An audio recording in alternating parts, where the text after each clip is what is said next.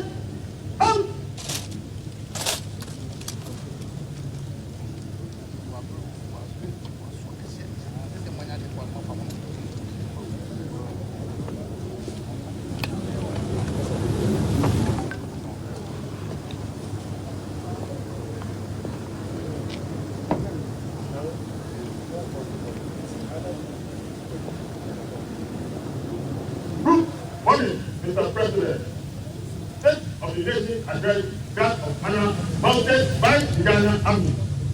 3 officers, 96 rank and file, with the Ghana Armed Forces Central Bank in attendance, ready for inspection. Mr. Ivan Onim Abdul reported, Mr. President.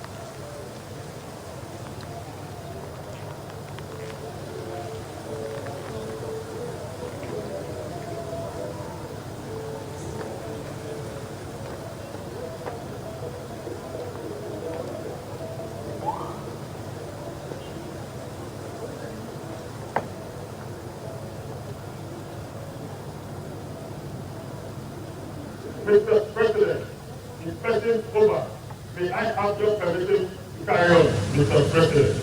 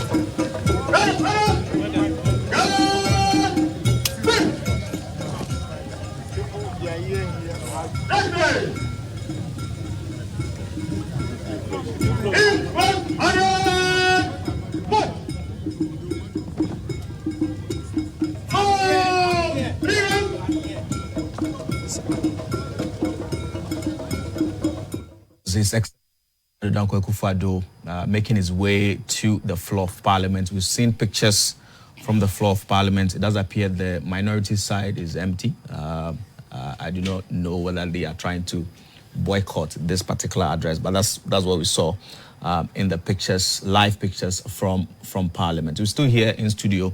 Dr. Frank Bano is an economist. He's helping us understand some of the issues that the president may be talking about. So I was talking about turning the corner after the IMF deal and what have you.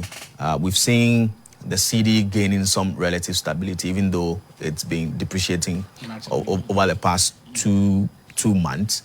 Inflation has been trending down, 23.5% as we speak. We've seen the interest rate also, coming policy down. Rate by the Bank of Ghana. Policy rate also reduced. Yeah. So, is it a case really that we've turned a corner? Yeah. So basically, if you are looking at the macroeconomic variables, then you can see that yes, we have made some significant gains. So, for example, if you look at our debt to GDP ratio, in 2020. We were looking at about 93.5% in terms of debt to GDP ratio, right? The IMF put it at over 100%. Exactly. I mean, when banking sector cleanup costs, everything comes, and the energy sector, debt comes in. The SOE, debt was added. Yes. Yeah. So basically, that's what we're looking at. But today, as at December 2023, if you read the financial reports by the Bank of Ghana, we are looking at 66.4%, which is far lower than the 73 that they actually inherited in 73.1 that they actually inherited in 2016. So obviously, if you are just looking at the macroeconomic variable holistically, then you could say, yes, we have made some significant gain. However, the most important thing to the ordinary Ghanaian is about employment, how I'm able to put food on the table, how I'm able to pay my utility bills, how I'm able to pay my children's school fees. That is what is more important to the ordinary Ghanaian. So that is why I come back to the point that in terms of the policies that the government, through its budget statement that was read by the Minister of Finance, the outgoing Minister of Finance, outlined. You talk about the U-Start, you talk about the PC2 in terms of agriculture, how to rope in people into the agricultural sector, not just the mainstream agriculture, but in terms of the value chain, agronomy in terms of the value chain process, because one of the areas that we miss out a lot as a developing economy is the value chain processes. All that we do is to just go and farm our plantain, farm our cassava, farm our pepper without adding any value to it, and then we sell or export in its raw form. So you saw that in the 2023 budget statement that was read in November. This is one of the things that the budget sought to enhance or to achieve. So basically, these are some of the things that I expect the president to give a vivid and detailed stewardship and account to the theming Ghanaian population, especially the young ones who are coming out of the university. What are the opportunities that exist with USTART? How can students or how can graduates actually come together in terms of the innovative ideas that they can do? You see, one of the things that also the Ghanaian graduate over the years has developed is about, I have finished university, this is my certificate. You are looking for someone, please, this is my degree, I qualify to sit in this chair. Yeah. That has been the mindset over the years. But it's a culture. I mean, that's why we've been programmed over the years. Exactly. So that culture must change. It must change. And it also must change. It must be a deliberate policy, right? I've always said that development does not occur by accident.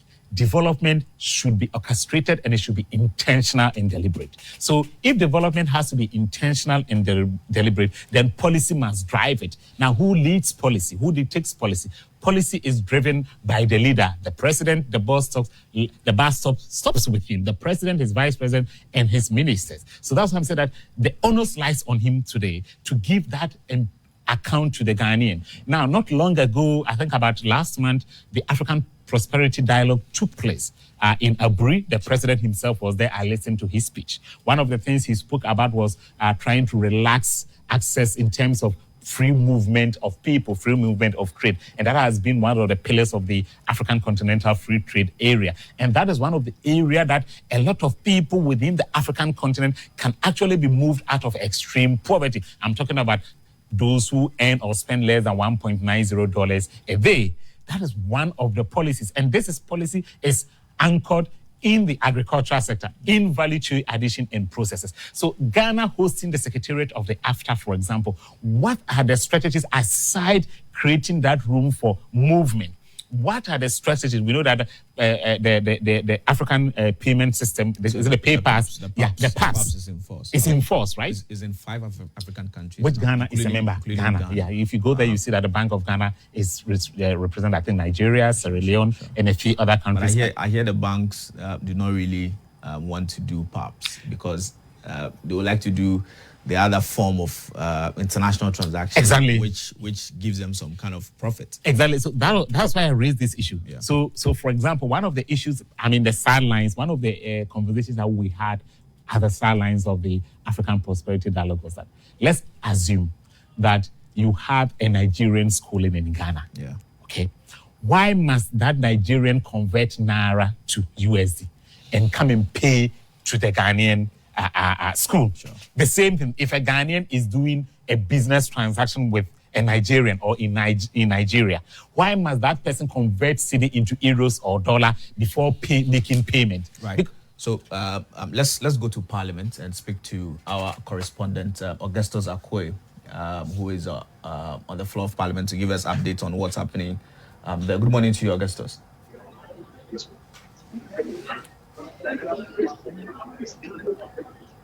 Augustus, can you hear me?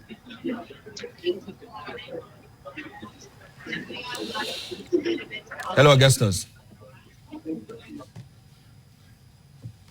All right, so we're still trying to connect with our parliamentary correspondent, Augustus Akwe, who is monitoring events there for us. So we're talking about the PAPs and how that will facilitate the African Continental Free Trade Area Agreement.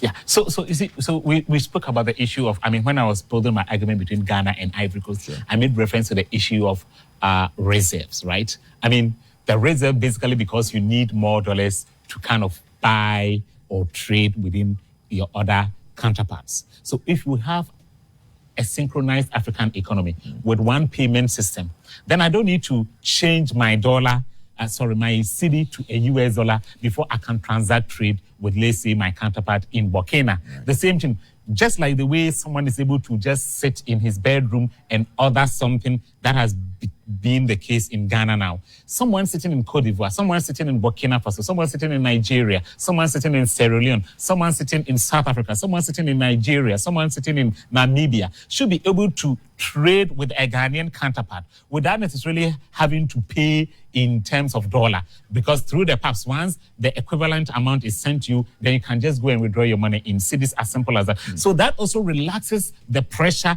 that comes with the cedi and other. I mean, currently we know that the Nigerian naira is suffering severely in terms of the US dollar. Sure. And I've even heard people saying that some people have even resorted into buying the cedi. I don't know how true that is, though. Right. But then, if African leaders and if West African leaders are able to implement and sign on to this, then this kind of economic quagmire that we find ourselves, and I have always maintained that these are self-inflicted economic quagmire that we find ourselves. Sure. And we can liberate ourselves from it by trying to implement certain policies as the PAPs, for example. Okay? And if we can actually rationalize the after, especially in terms of the small and medium enterprises. In fact, the data says that small and medium enterprises across the sub-region, I mean sub-Saharan Africa, contribute about 85% of employment. In Ghana, I think if I listen to the last speech by the flag bearer of the NPP, Dr. Mahmoud Mabey, he even mentioned that we were doing about 90% in terms of employment by SMEs. Sure. But then if you check the reverse of contribution of SMEs, the general contribution to gross domestic product in sub-Saharan Africa, they are doing 30 or so percent. I mean, a sector that employs more than 85% contributing is minimal, it's low. So it tells you that there is a problem. So these are some of the things that I expect the president to touch on. And I think the youth touch and all those things fall under the umbrella of the SMEs, trying to build indigenous ownership. Look, you cannot create wealth without focusing on indigence. And this is one of the things that I've always said. If we focus on FDI, foreign direct investment, yes, people will bring in their monies. But then they will repatriate all this capital flight will go away. Sure. And that also puts excessive pressure on your currency. Sure. So you are not doing yourself a favor. So that was why I'm saying that I would expect the president to emphasize more on the policies. And if you look at most of the policies that were captured in the 2023 budget statement, these are policies that are going to drive indigenous businesses. So I expect him to give a vivid explanation and a vivid account of what has been done so far and what his government is doing to ensure that a lot of people, especially the teeming unemployed Ghanaian youth, can actually maximize these policies. Do you expect a very long address? Obviously, I'm expecting something, the general standard that we've been treated to. I don't expect anything too short because this will obviously be his final. So I expect the president, he would have so much to say. So obviously, it's not a statement that I'm anticipating it to be so short. But then it is also going to be a statement that should be full of encouragement, full of hope for the Ghanaian youth. So we're talking about the PAPs, and then we're talking about our reserves. Yes. Now, one of the key policies this government introduced was the Gold for Oil initiative and also building gold reserves. We want to touch briefly on these two policies, yes, how key that is to building our reserves.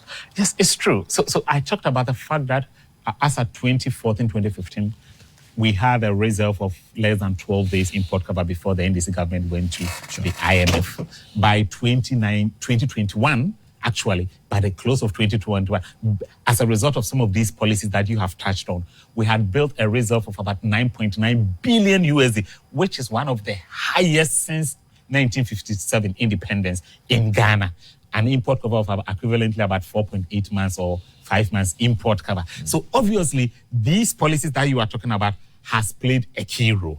But going forward, what are some of the things that we can do to even make sure that we have a more robust economy that can withstand exogenous shocks? Right. So let's go back to Parliament. Augustus Akwe is our correspondent covering this particular event. Good morning to you, Augustus. Hello, Augustus. Can you hear me?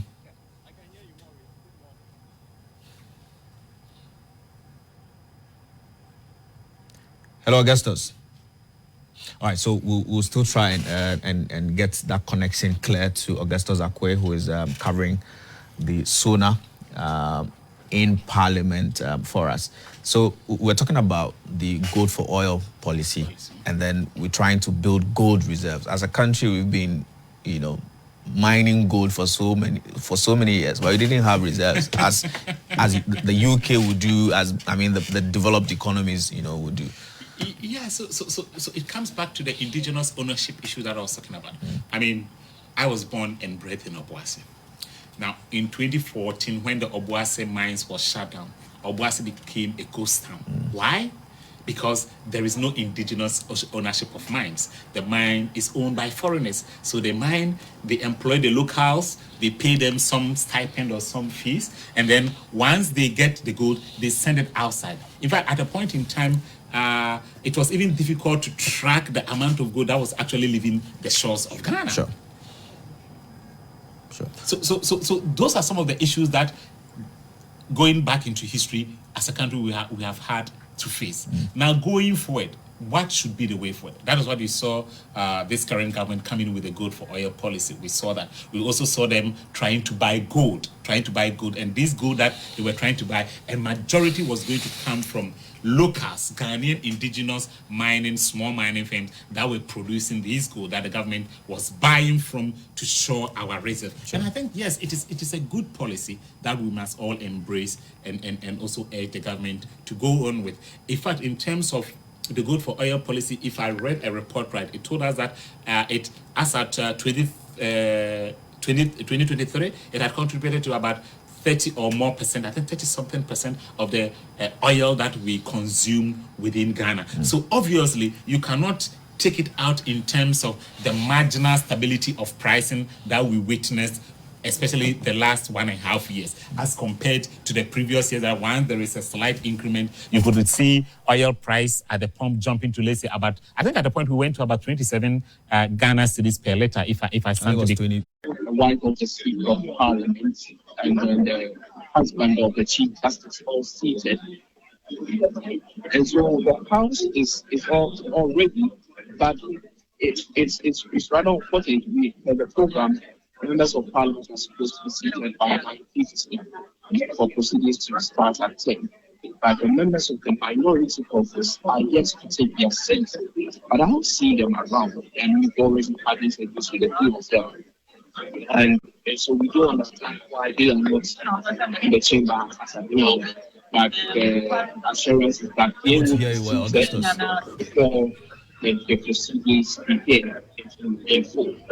And so what we see to us, this intervention address is of heightened interest.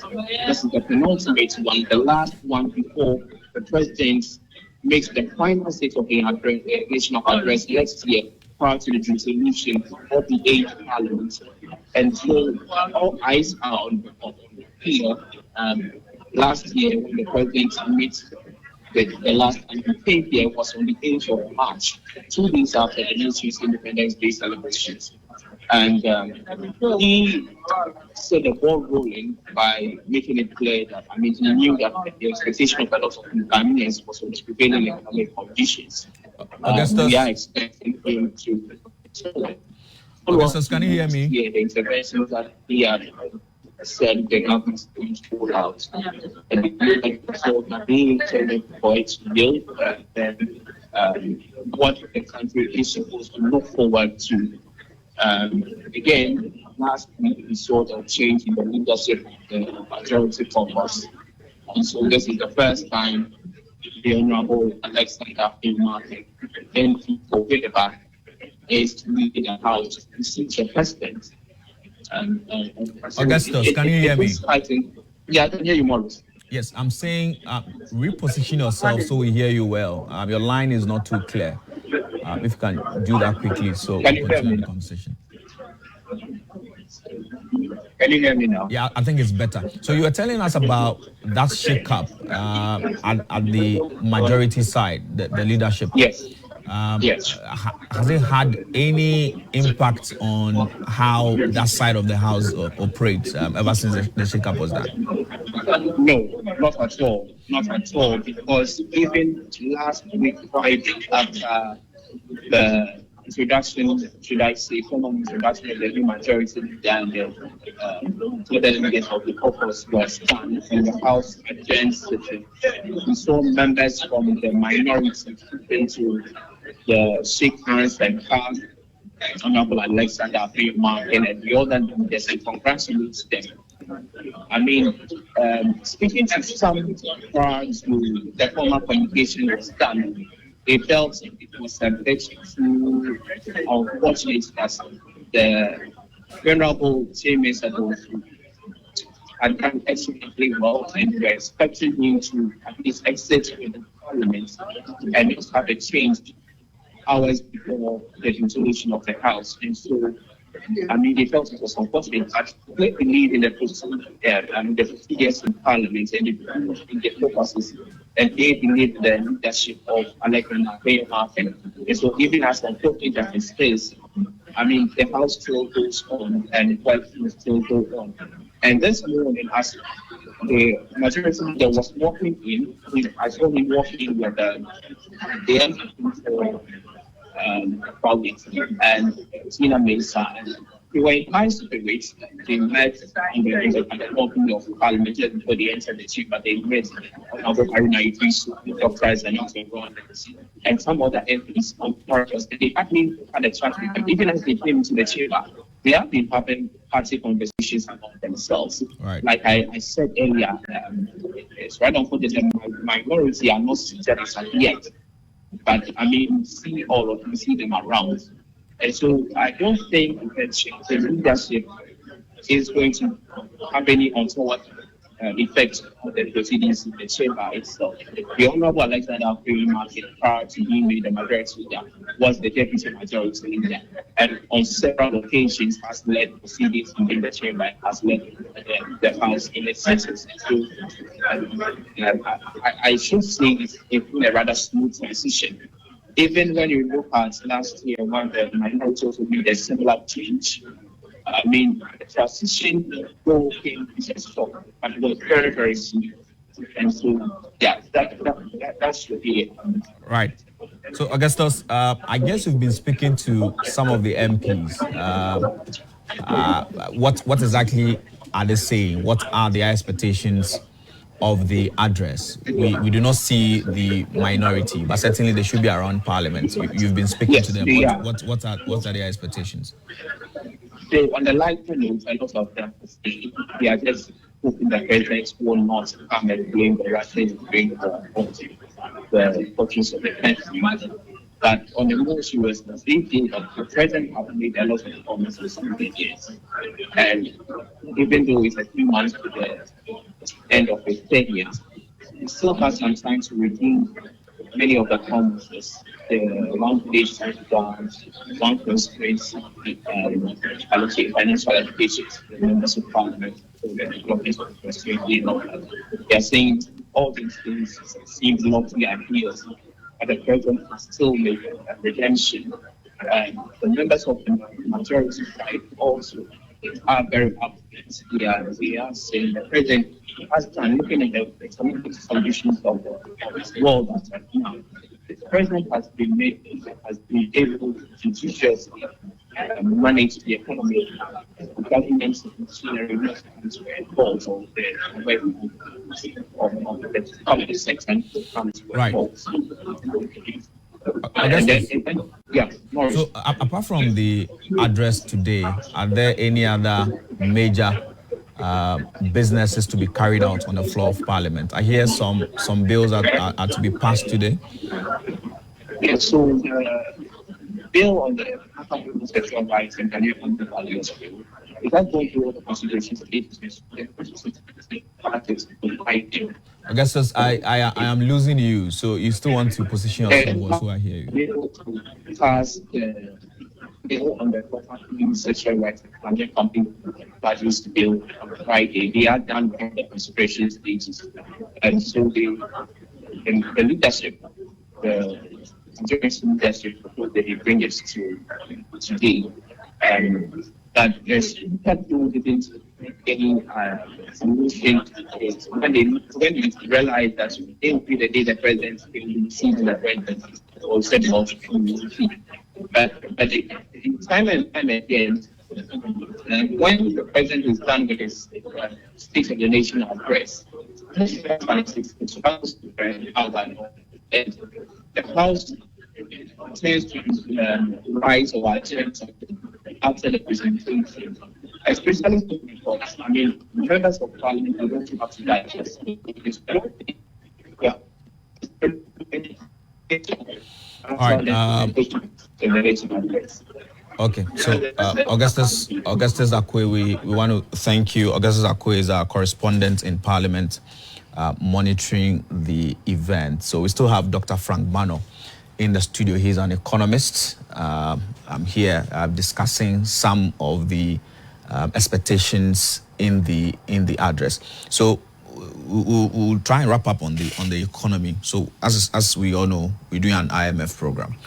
There's a conversation between government and the international bondholders, which would inform moving forward whether the IMF will give us our next tranche of the bailout.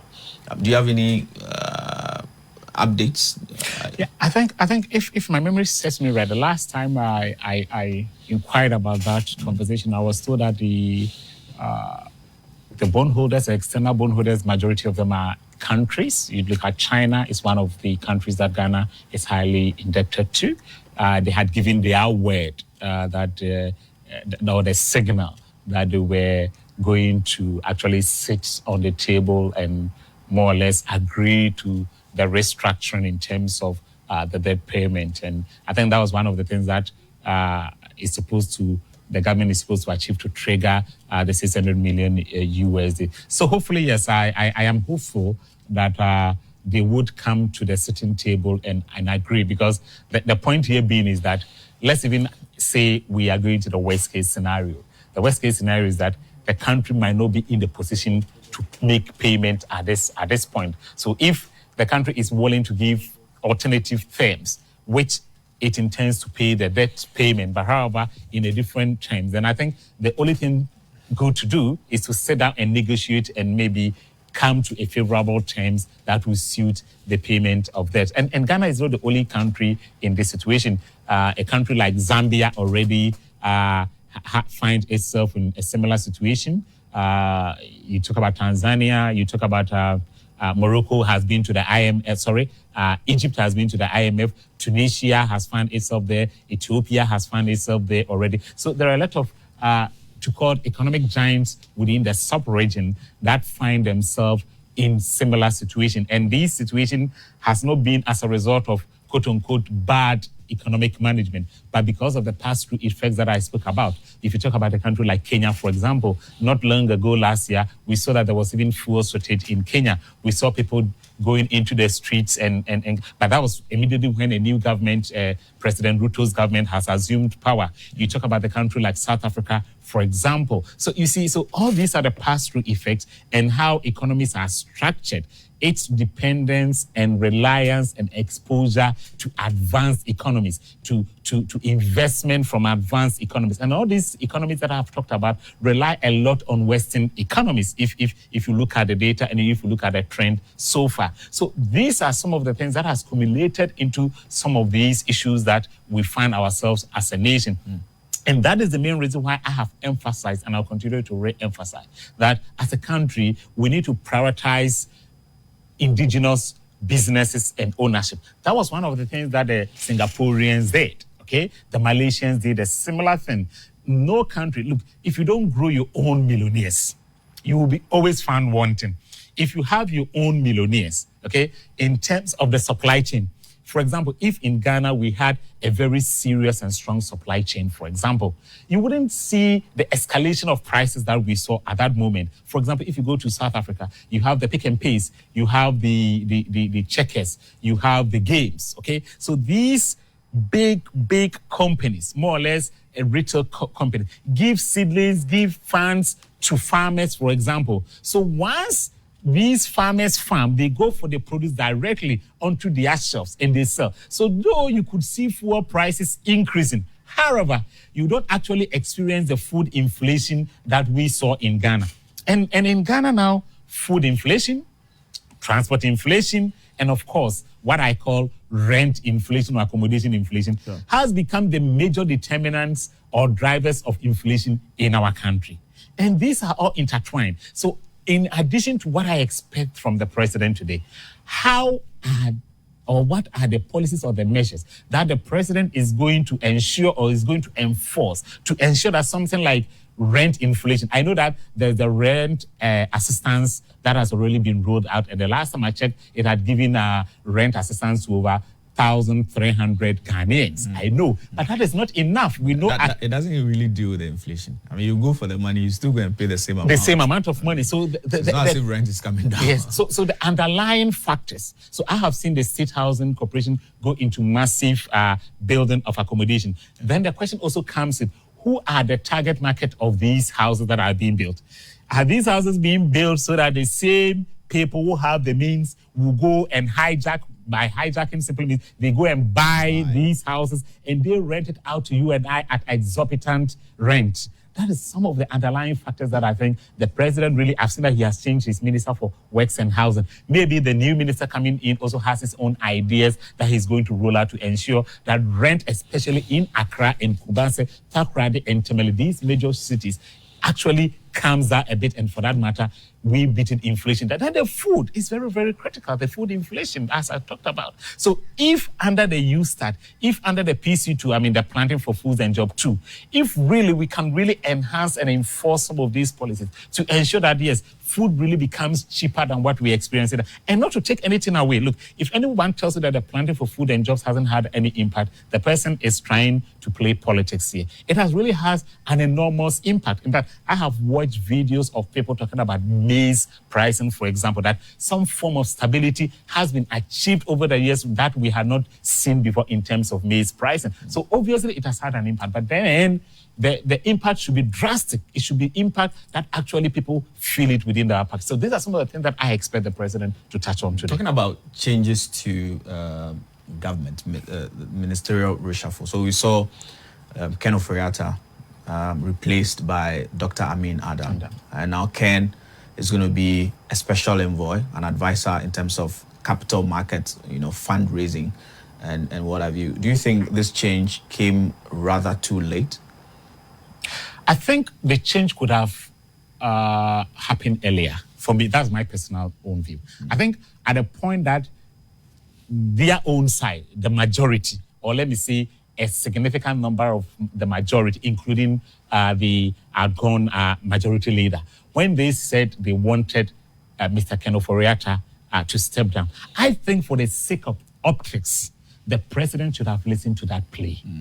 Because in politics, optics count a lot. I am not really a believer of optics. I believe in actually solving the structural underlying problems. But then in African politics, people rely a lot on optics than solving the structural or underlying problems. So if indeed the president was going to undertake a reshuffling in 2024, that will see Mr. Ofori-Atta exit, then I think that was when, was it 2023? Then I'm sure in 2023, for the sake of the optics, then Mr. Ofori-Atta should have maybe given way for whoever that at that point could have replaced him.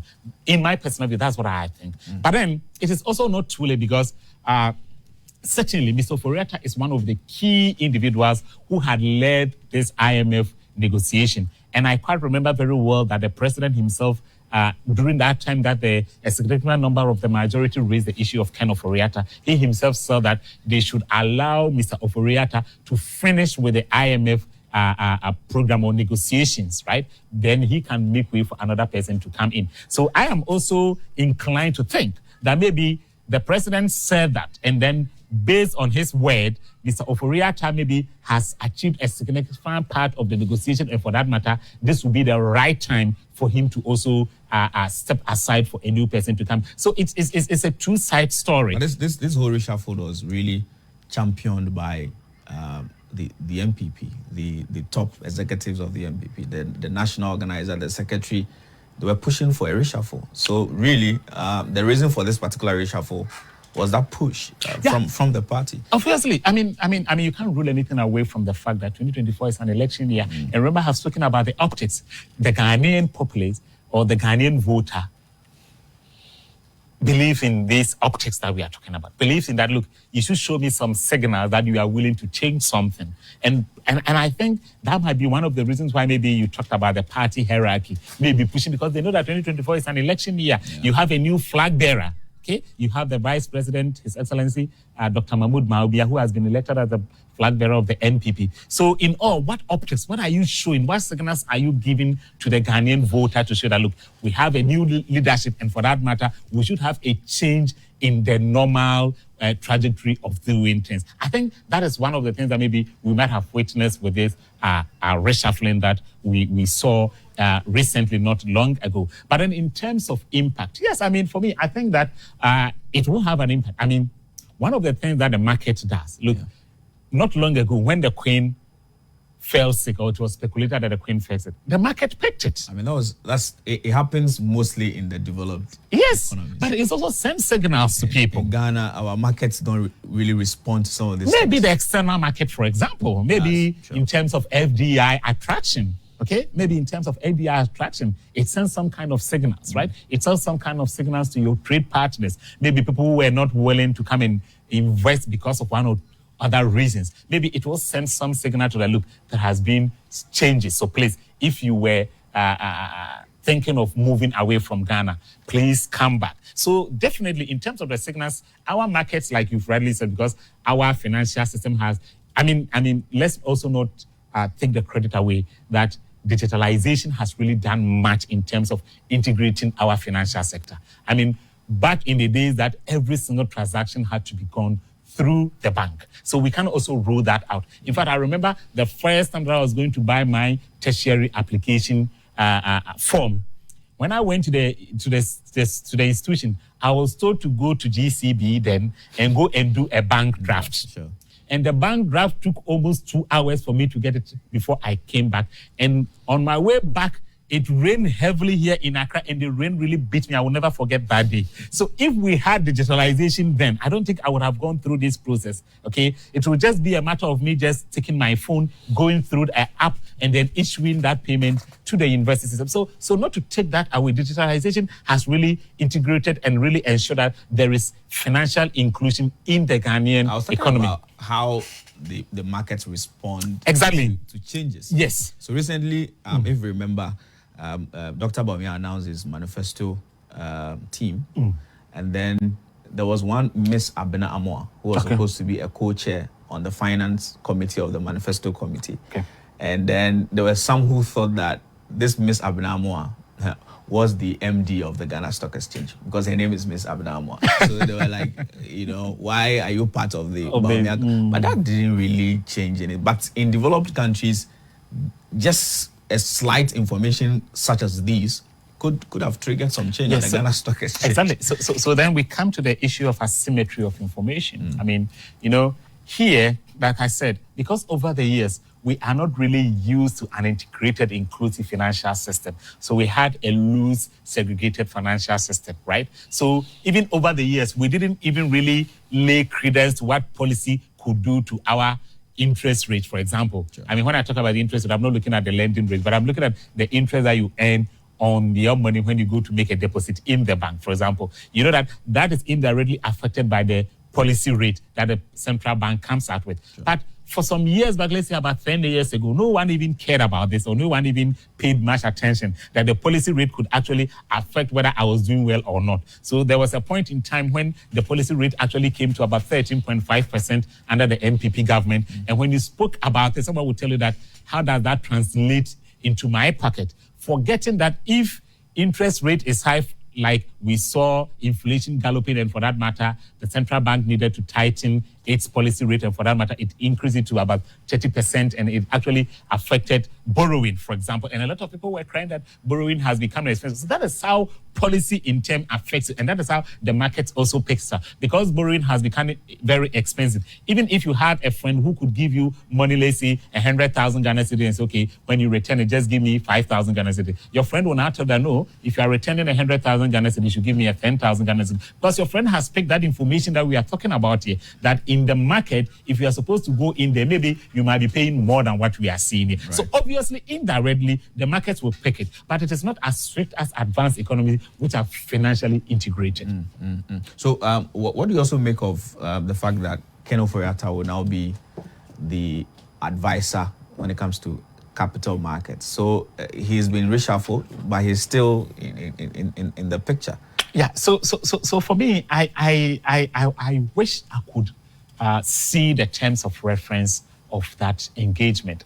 I have chanced upon the letter from the office of the president appointing him to that role, that he will be a financial advisor, and I think it's dual, right? And then investment as well. Also see to that there is that investment drive into the Ghanaian. I mean, obviously, Ken Ofori-Atta as an individual, I mean, politics aside, I'm just trying to depoliticize him and try to do a very objective analysis here.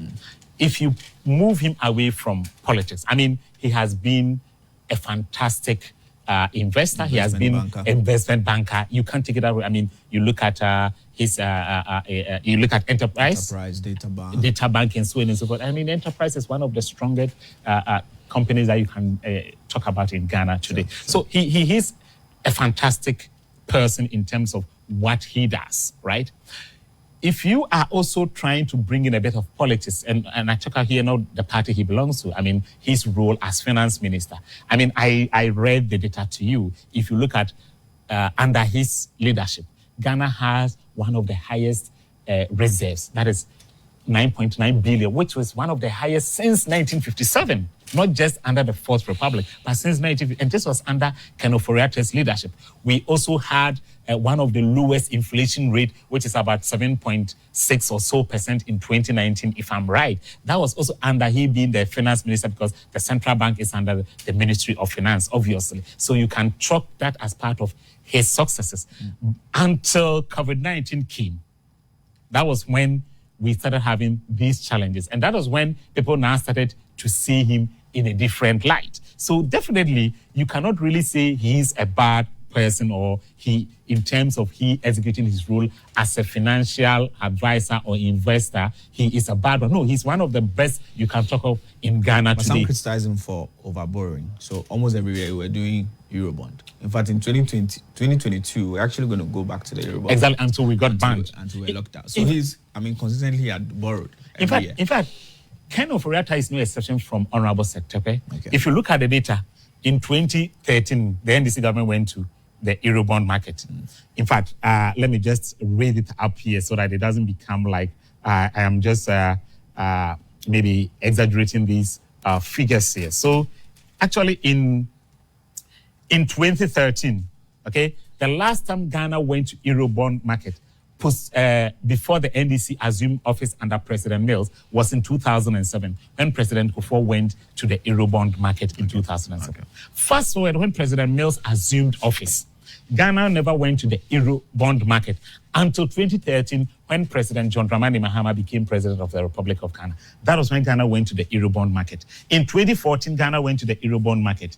In 2015, Ghana went to the Eurobond market. In 2016, Ghana went to the Eurobond market. In fact, in 2015, Ghana had its highest coupon rate, which was 10.75. In 2016, Ghana had its second highest coupon rate, which was 9.25, all under the NDC. So if you look at this trajectory, you can't really fault Ken Ofori-Atta much. It's like Ghana had, as a country, had developed that taste, appetite for Eurobonds. So he, or more or less, came to continue that trend. Now let's look at under Ken Ofori-Atta what happened. So in Ken Ofori-Atta, Ghana never went to the Eurobond market in 2017. But we did in May 2018. Okay.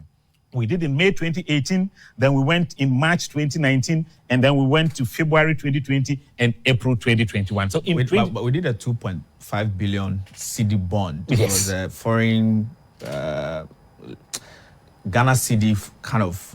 yes, but it was not the Eurobond. It wasn't a Eurobond. Yes, in 2017, he never went to the Eurobond. Sure. So, no, this is not trying to maybe exonerate him, but then I'm just trying to build the analysis to show you that if you look at from 2013 coming, it's like as a country, we had developed the appetite for raising money from the euro market, because maybe it was easy. Let me say, maybe it was easy raising the money. Maybe that could have been one of the major reasons where maybe we developed that appetite. Yeah. But to come back to his role, as I said, I would love to see his job description. I mean, I wouldn't want to exaggerate. I wouldn't want to speculate anything that we've seen that he's supposed to do, but we don't know the detailed roles that he's supposed to play, as you've told me here. I don't really know the detailed role. So based on the detailed role that he's supposed to play and who he is supposed to deal with, whether he's supposed to deal with our international partners in terms of driving investment, then based on that, we can do a proper analysis. Whether he's supposed to advise the president? The president or the sitting finance minister, or he's supposed to maybe more or less contribute to the central bank's policy, regulation, monetary policy. We don't know yet. So I would love to see his job description. Then based on that, we can really assess what he can bring on board. And then we can better judge him as an individual appointed to that role. Right. So I think it's it's 11 o'clock already. We're still waiting for the president to deliver the State of the Nation address to Parliament. But what kind of address do you expect from the president? Is he going to be talking about his tenure as president, or you see him laying the foundation for the flag bearer of the MPP, Dr. Bawumia, talking about some of the promises he has made in that policy address that he did some time ago? Are you talking about the vice president's statement on February 7th? On February 7th. Okay. Do you see the president's statement having some excerpts of Bawumia's statement that he made on February 7th? To be honest with you, I don't expect the president to more or less touch on anything that the vice president spoke on February 7th. Now, why do I say this? Because that is the vice president's vision. And the vice president was categorical. He said that is his vision. In fact, when he even concluded his statement, he said, this is not the manifesto, the party's manifesto. Remember, the party's manifesto, the manifesto is going to be the ideas of the party itself, including his own ideas. So he said that is his vision as a person. So that is what he foresees that needs to be done for Ghana. So I don't see any correlation between that and what the president is going to tell us today. What I expect the president to tell us is to give us a vivid account of his tenure as president. I mean, in terms of infrastructure, when you talk about roads, etc., schools, and so on and so forth, what has been his achievement comparatively to his predecessors? That is something that I expect the president to tell us. In terms of the health sector, what has been the things that he has, in fact, as part of his vision post COVID-19 was the Agenda 111 hospital. What has been the progress of Agenda 111 hospital so far? I've had the opportunity of traveling across the northern and the Savannah regions in November 2011, and I saw some massive infrastructure, and I questioned and I was told that, these are under the Agenda 111. So I expect the president to also give Ghanaians that kind of report, a vivid report on the state of the Agenda 111 hospital. As part of the Agenda 111 hospital, the president promised to build some regional new hospitals. We expect to know the status of these regional hospitals. And again, when it comes to agriculture and modernization, we'll come to the cocoa sector. We talked about increasing our cocoa output. What has been the policies that he has rolled out? What has been the result of some of these policies? We also expect the president to tell us. Then most critical, as I mentioned, in terms of unemployment as a whole, what are the gains in terms of unemployment? What has been the numbers so far? In terms of real job, we saw from the vice president's speech on February 7th that data from SNIT says that I think about 2 million jobs were created, right? In 2023 alone, or maybe 2023 and cumulatively. So we also expect the president to break that data down to us, for us to know the specific areas that these people were employed into, right? So people employed, maybe companies employed people, and then they register them with SNIT. So that's how we count people that were employed. Those are private sector employment. Obviously, I mean, you cannot talk about economic growth without delineating the private sector. Obviously, government alone cannot do all. In fact, if you listen to like you mentioned, the vice president's statement, in fact, most of the things he talked about was about collaboration with the private sector. In fact, he even mentioned about building roads, expanding the road network by roping in private sector investment into the construction of road. And it's something that we have seen in a country like Ivory Coast, we have seen in a country like South Africa in terms of the transportation sector. He also talked about the transport sector, okay? He also talked about partnering with the private sector, opening up investment. In fact, if you go to most advanced economies, whereby the trains, the buses are very effective, they are managed by the private sector. Sure. They are managed by the biggest banks that you see there. But in Ghana, you don't see any big bank managing transportation sector. And I've always reiterated that transportation is a gold mine that we have not really tapped into. And these are some of the things that I think we need more private investment into. So obviously, the job wouldn't be job created by the public sector. Obviously, if you are talking about jobs being created by the public sector, then inadvertently you are telling me that you are going to commit more of you and I, our taxes into paying salaries, which is just a recurrent expenditure, which is not actually yielding any significant results. So for that, is productivity tied to that. Of course, I mean, how do we measure that productivity in the public sector, right? Yeah. Productivity in public sector has become very questionable over the years, because we know that the public sector is more or less about services. So in terms of these services, how do you quantify the output of services? So for example, if someone comes to sit here and maybe issues about maybe 3 ID cards to me, and the person says, I'm tired, I go and break. The person comes back, let's say at 1:30 p.m., and then the person closes at 3 p.m. or 4 p.m. I mean, how do you capture that productivity? That has been the questionable reason why a lot of economic theory says that in terms of productivity, it should be led by the private sector. Because with the private sector, there will be that kind of nets or that kind of monitoring schemes to ensure that productivity is actually enhanced as compared to the private sector. Even in Ghana here currently, there are more people on the payroll of government than any other sector, not even to talk about the private sector. Government pays a chunk of people through the payroll system, and you can talk about. But in terms of real productivity, their contribution to the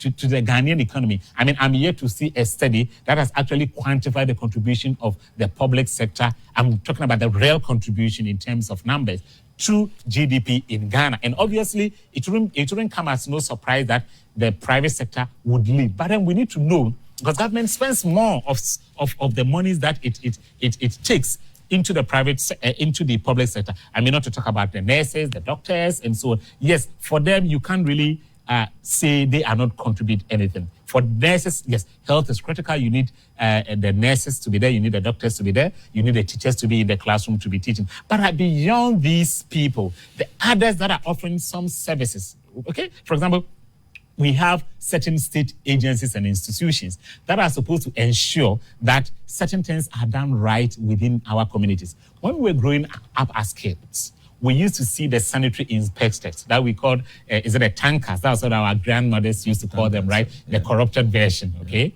So that's what they used to call them. You could see them sometimes on a daily basis. So the moment your mom leaves something just ajar, you see her running to go and pick it in the right place. And that was one of the things that made a lot of the rural areas very clean, because they used to visit the rural areas a lot. Mm. But today, they are there. But how often do we see them in the communities? So these are some of the things that I talked about. So what has been their contribution? So you talk about people talking about field. Now, if these people were doing their job, I'm not saying they are not doing their job, but for me, if they were effective as they used to be when I was a kid, I'm not sure you'll be seeing the fraud that you see around in Accra, and even in some rural parts of the country today, you go and you are seeing fraud. Right. So these are some of the... Yes. Let me take you through some of the highlights of the 2023 State of the Nation address delivered by the President.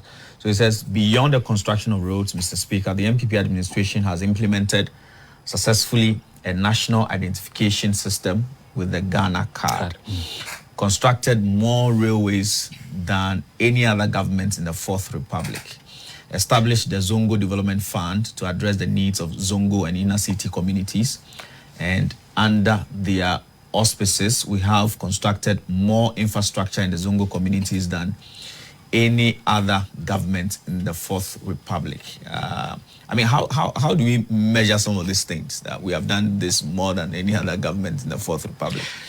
Okay, so in terms of railway, it will be very easy, right? I mean, the railway that we have currently in Ghana, that is maybe before 2017, is the railway lines that was bequeathed to us by our colonial masters. So in terms of expansion, moving beyond colonial railway lines, maybe post-independence, okay? Post-independence, considering the successive government that have come. And I think I love the way that he was categorical at the Fourth Republic. So if we are looking at the Fourth Republic, then we are looking at it from post-1992, if I'm right. Sure. So post-1992, these railway lines that has been bequeathed to us by our colonial masters, what has been the tangible addition in terms of railway lines that we have done as a country? I think that is where maybe the president might have measured it from. So if no government has actually built railway lines compared to what he has, I mean, and most of them are basically, we talk about the Taman-Pakidan railway line and so on and so forth. That project was started under the previous administration. Okay, so it was started under... But funding had been secured already.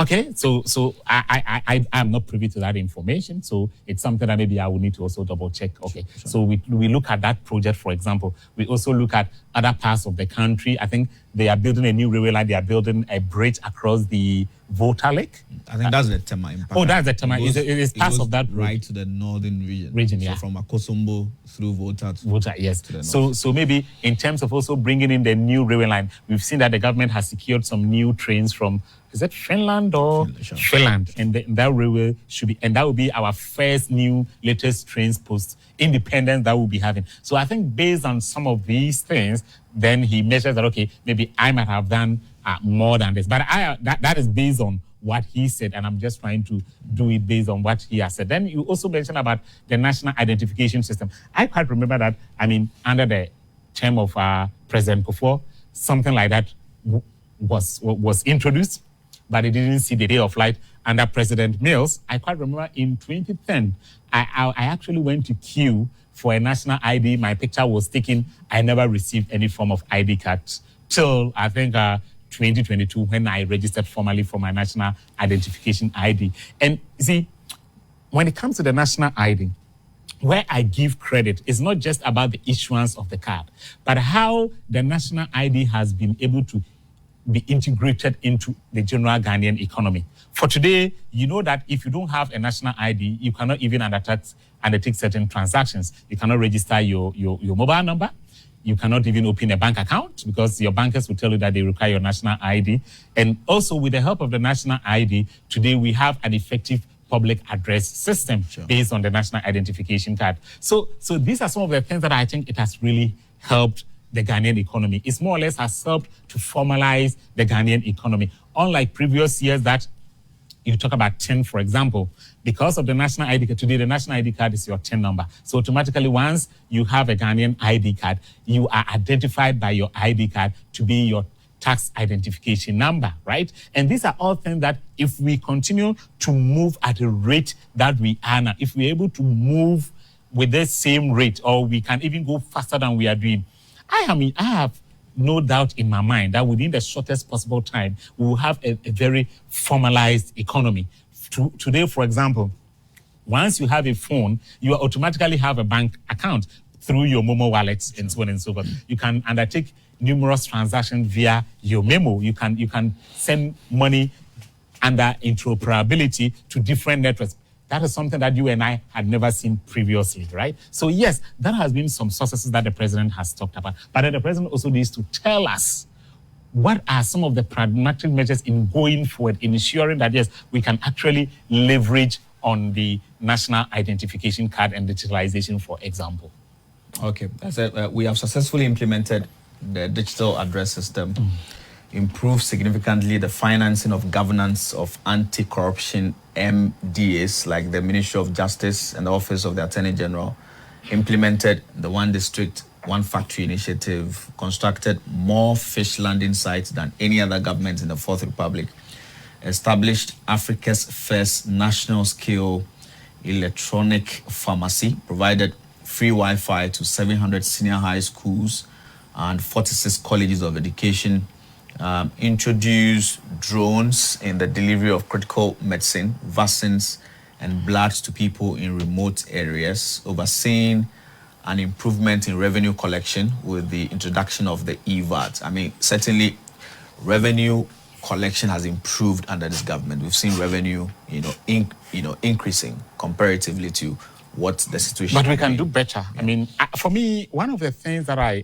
keep saying, with a country or with an economy that your tax to GDP ratio is below 20%, yes, it has improved. I think currently we are looking at over 15% thereabout. I think we're around 13%. 13%, so we are not even there yet. So yes, so comparatively, if we are comparing to let's say we are looking at it compared to previous government or his successes, yes, he has done well. Yes, that we acknowledge. But then we should be doing better, because a low to tax GDP ratio simply means that no matter what, you still end up in the capital markets to go and borrow. And that also comes with its own associated consequences and repercussions. So these are some of the things that I expect the president also to touch on. Yes, he has done well by trying to formalize the economy. And I know that you cannot increase your tax to GDP ratio without formalizing the economy. And I think he had laid the right foundation through his vice president. I think when the vice president, Dr. Mahmoud Bawumia, was outlining his vision statement, he categorically mentioned that one of the things that the president tasked him to lead is the digitalization and formalization of the economy by what? Trying to digitalize the entire economy using the national ID card, using all forms of variables to kind of expand the economy and to formalize it. So that, I mean, no Ghanaian can talk about digitalization without mentioning the vice president's name. I mean, he has even become synonymous to digitalization in Ghana. Once you talk about digitalization, he is the first name that comes into mind. Now, what is most important here is about leveraging on digitalization. We know that the global financial system has become so integrated that because of digitalization, you can actually trade with your partners without necessarily having to fly to the US, without necessarily having to fly to Germany, without necessarily having to fly to South Africa, for example. So these kind of levers is what is going to drive these trade and investment. And this is what is going to empower our people and take them out of poverty. So that's what I kept emphasizing on after the African Continental Free Trade. And I know that it is one of the things that is on the heart of the president. That's why he managed to pull in the Secretariat of AFTA to Accra, as we know it. And he has hosted the African Prosperity Dialogue. I think this is the second time we've hosted it already. So for me, what is more critical and important is about jobs. You know, the Ghanaian youth is such that all that he or she cares about is jobs. How are we going to leverage on this to create the much needed jobs? Then you also come to some of his policies that he has talked about through the Youth Start, for example. How can youth, the Ghanaian youth, how can the Ghanaian graduates, be able to come together to leverage on the Youth Start, to create employment, not just employment for themselves, but to start businesses and be able to expand and to be able to also rope in other people who are looking for employment. These are some of the things that I expect the president to touch on more today for us. So I saw in the short, His Excellency John Dramani Mahama. So we can do some small politics. Okay. So let's talk about digitalization versus a 24-hour economy. I mean, the vice president has said once you have a digitalized economy, you don't need to talk about a 24-hour economy. What are your thoughts? Okay, so these are my thoughts. So theoretically, when you talk about a 24-hour economy, what are we trying to solve?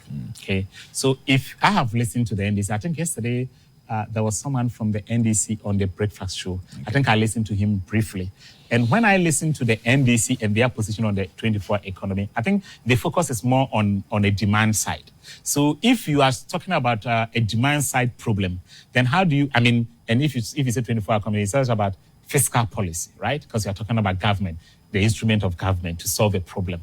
So you're talking about using fiscal policy to solve a demand side problem. So I think what is lacking from the NDC is clarity on this 24-hour economy. So if it is a demand side problem, how are you going to use fiscal policy to solve a demand side problem? Now, let me give an example here for our listeners to understand what the point I'm trying to make. If you are using fiscal policy to solve, let's say, a supply side problem, a supply side problem simply here means that maybe firms or companies would need more people, okay? But because they are constrained in terms of finances, so they are not able to employ more people to increase production. So production simply means here, if they were, let's say if it's a cement factory, they may actually want to supply about 10,000 bags of cement. However, labor is a problem. And labor is a problem that is not because labor is not available, but it's also because they don't have the means or wherewithal to pay labor.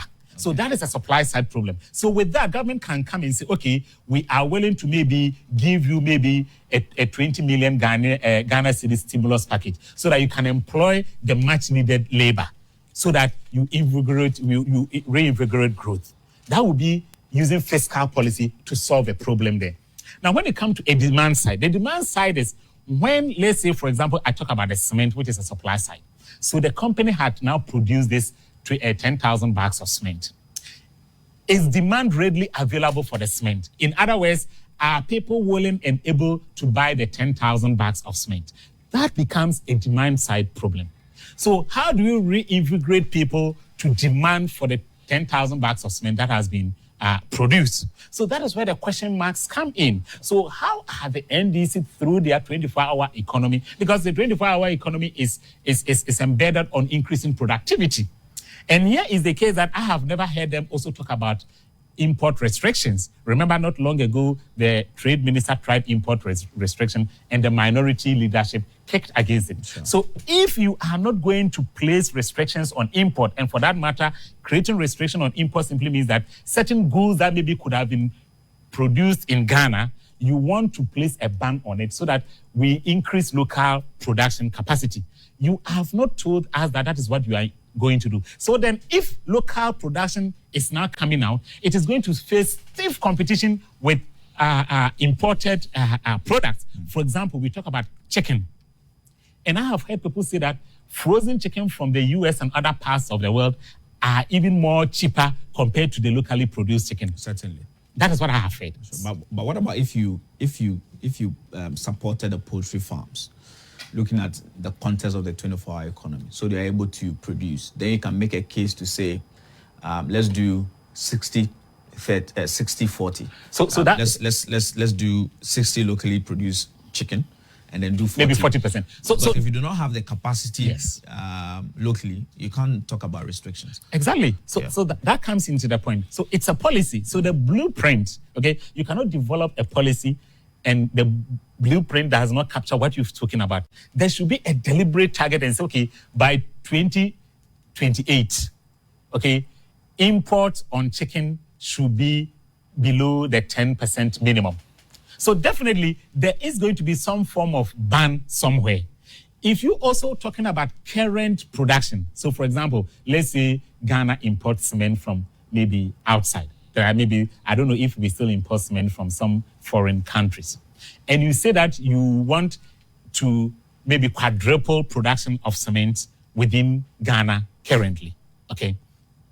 The question now you ask yourself is the demand there? You see, the problem has to do with demand, okay? Is the demand there? So if you are not cutting import, definitely you cannot create a demand. That is the point I'm trying to make here.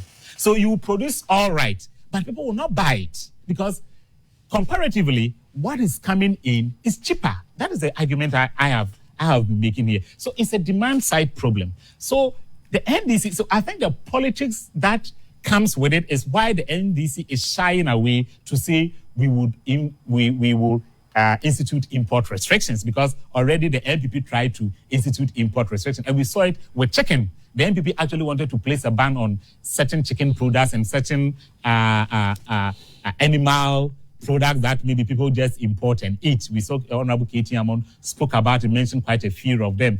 In quote unquote, he mentioned Ijemade and other things. Okay, so if these are things that we can actually increase local capacity and local production, then right away we need to what? We need to place a ban on it. So if the NDC is not talking about the ban, and you are talking about the basic consumable goods, which faces strict competition from imports, which are comparatively cheaper, then you've not said anything. That has been my argument to most of my NDC friends that, look, let us know the blueprint. Let us know if you are going to institute ban, then obviously it falls in line with what the Honorable Minister for Trade said that he was going to do. Don't you think this policy can be used to create the demand? So there are shops, for instance, who would like to run 24/7, but then there is no security, there is no electricity. So if government, as you said... But is that the case that there's no electricity? Is that the case? No. I mean, compared to maybe 2016, 2015, is that the case now? I mean, let's have the better context so that we can really deal with these energy issues, right? Because for me, I have heard the flag bearer of the NDC, former President John Dramani Mahama, spoke about electricity, that they are going to make electricity available. But then is that the case that, I mean, I know that currently in terms of pricing, electricity pricing to companies is lower compared to residential houses. I have seen that, unless that has changed. With the new policy that I saw about a year or so ago, I saw that per kilowatt consumption to industries or the industrial sector has been lowered compared to that of kilowatt going to the residential. I stand to be corrected, but that was what I read not long ago. So obviously, if that is an issue, then they should let us know that this is the issue that we want to solve. Again, if you are coming to security, I mean, in terms of the overall security, let's do an apolitical analysis. I mean, under the leadership of President Akufo-Addo, he has been ranked as one of the most effective security in terms of governance. We are looking at the overall governance and the security architecture. His security comparatively is better than his predecessors. That is one of the things you can't take away from. So if that is the case, then let's compare to the numbers. Then again, you also talked about the 24-hour economy being a game changer. So that's what we said. Is it a case that currently existing firms do not, or some firms, most importantly, if you look at graphic and you look at other places that have to produce everyday come out, is it the case that they don't run 24 hours? If you look at cement factories, I mean, where I see there's a cement factory there, Empire Cement. Anytime I pass there, irrespective of that, I see them to be working, I see the plant on. Is it the case that some of these big firms are not operating 24 hours? Certainly they are doing it. So the point I am making is that if you are looking at creating demand at the rural level, okay, because the issue has got to do with creating the demand at the lowest level. Now, if you are creating the demand there, the demand simply means that you are increasing productivity. So, for example, if you live in a community, whereby maybe a community that your entire population is, let's say, 100, okay? And maybe we know that the average consumption of, let's say, let's use the case of pure water, for example. Yeah. We know the average consumption of pure water is, let's say, 2,000 bucks. So if you say that pure water company should produce 5,000 bucks, who are going to buy that extra 3,000 bucks? That is the question that I am putting to the NDC. They need to be clear on it. Because if a household, for example, me and my kids, maybe we don't consume more than 4 bucks in a week. And that one is because my kids even try to play with it. So if you say a company should produce, let's say, 20 bucks per each household should be 20 bucks, who is going to buy that extra 15 bucks? Right. And is it a case again that the government would give money to the companies to increase production, and at the same time, I think the NDC is still trying to put that policy together. Exactly. So that's why I said, so the clarity is not there. Yes, so the clarity is not there. So let me finish that. So is it the case? Let me quickly go to Parliament. Okay. Our correspondent Rachel joins us from Parliament. Good morning to you, Rachel. Hello, good morning. Right. So do you have any indication the president will be delivering the address anytime soon? Yes. The president is in the chamber of the Parliament, and we are expecting him ushered into the chamber in a few minutes for him to do the presentation. Right. So initially we saw the minority side was empty, but I see them taking their seats now. What really was the issue? Well, Friday, during the minority, Mr. Kwame issues of non-payment of the assembly common fund and then other welfare issues. And he said clearly that if the majority side do not work for any payments to the made, come Tuesday, they couldn't expect things to go as they want it to do. So that's exactly what they exhibited earlier this morning. But they started coming in, and very soon the address will stand.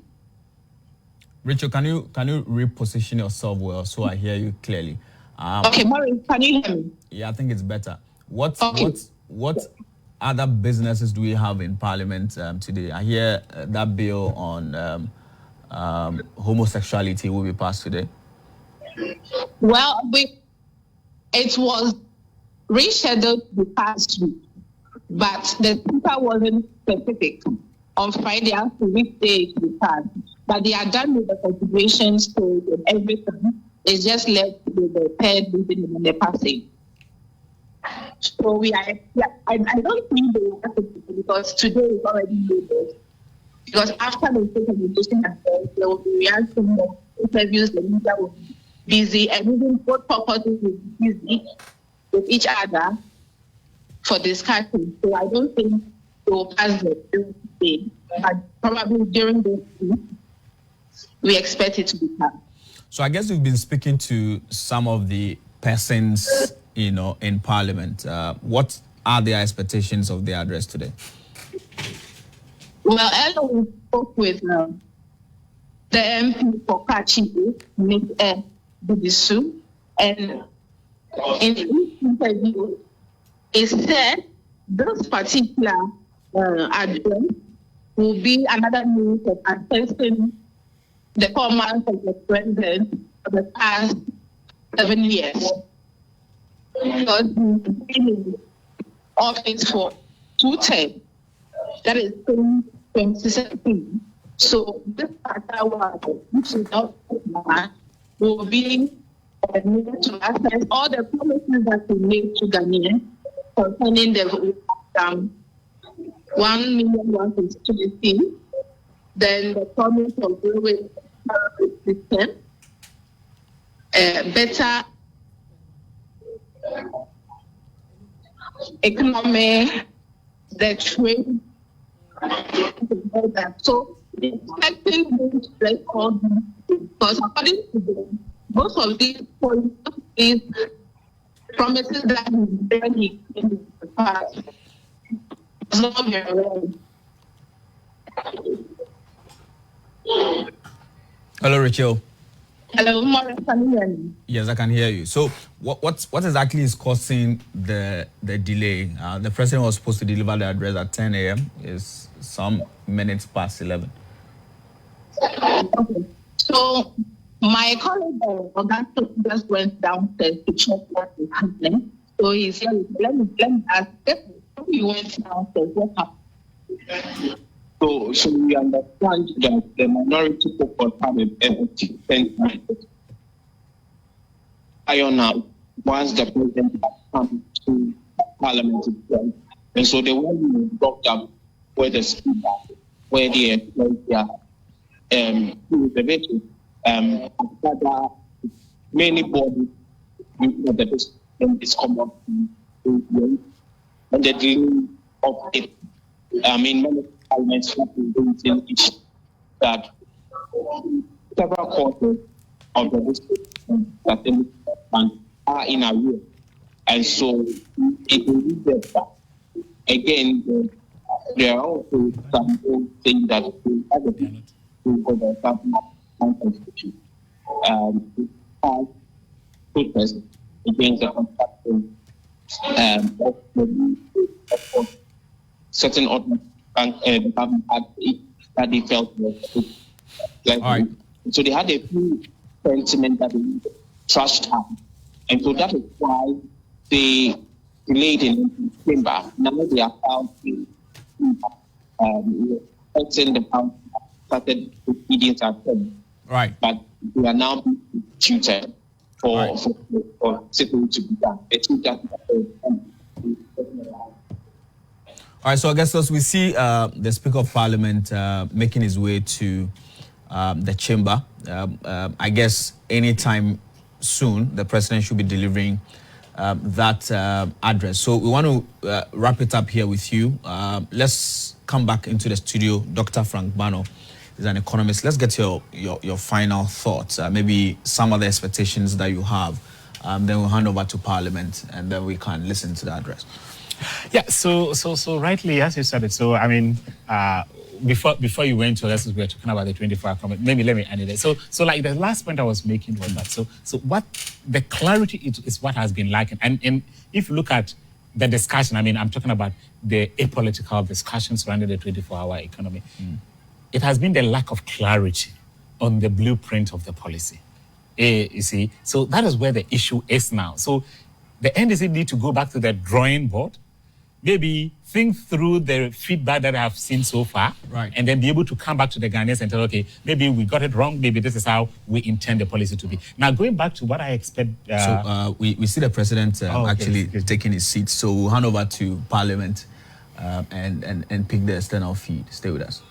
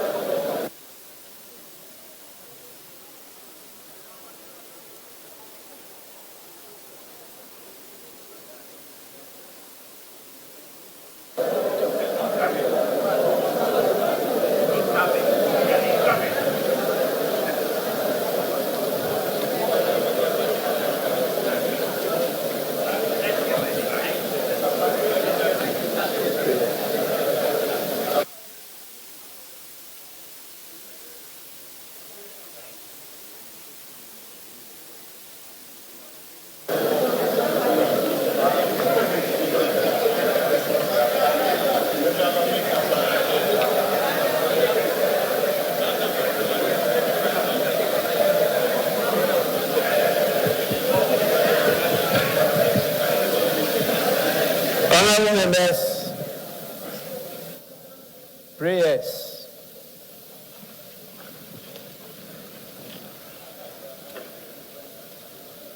Almighty God, we humbly beseech thee to look with favor upon this Parliament of the Republic of Ghana. Grant that it may perform its high duty as in thy sight. Give divine guidance to the President of the Republic. Endow members of Parliament and ministers of state with discernment and vision, integrity and courage, that through the labors of government, this land and people may be well and truly served, and their good purposes for the common human life be realized in our midst. O God, grant us a vision of our country, fair as it might be, a country of righteousness, where none shall wrong his neighbor, a country of plenty, where evil and poverty shall be done away with, a country of brotherhood, where all success shall be founded on service and honor shall be given to the deserving, a country of peace, where government shall rest on the will of the people and the love for the common good, Bless the efforts of those who struggle to make this vision a living reality. Inspire and strengthen our people that they may give time, thought, and sacrifice to speed the day of the coming beauty of Ghana and Africa. Amen.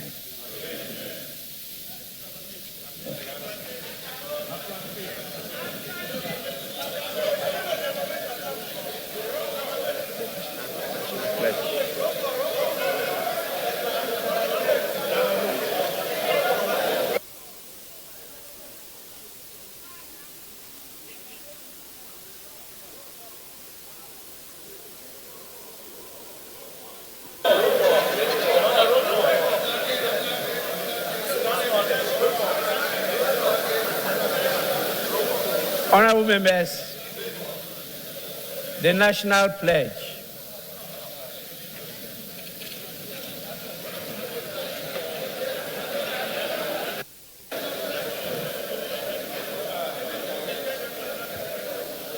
I promise on my honor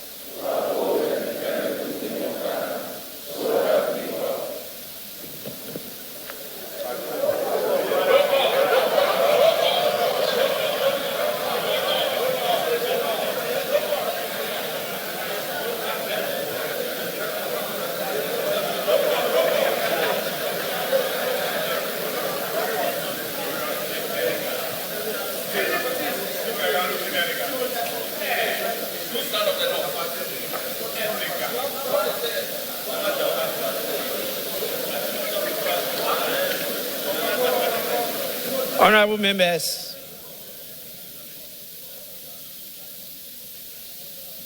at the commencement of public business,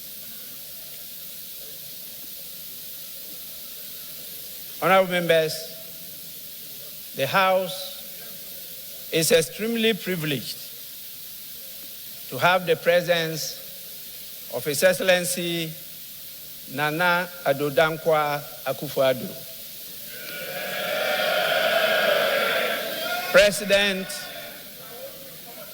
of the Republic of Ghana and Commander-in-Chief of the Ghana Armed Forces in this August chamber.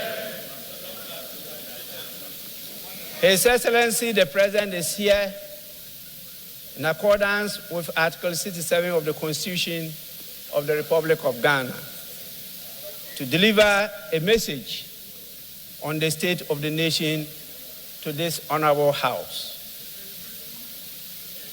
On behalf of leadership and all honorable members, it is my privilege and singular honor to welcome His Excellency the President of the Republic to this august House.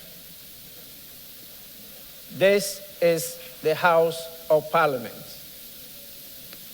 This is the House of the people. This is the House of accountability. And this is the House of democracy. Honorable members, before I invite His Excellency the President to deliver the message in the State of the Nation, I want, with your kind permission, to recognize the presence in this chamber of the following distinguished personalities. We have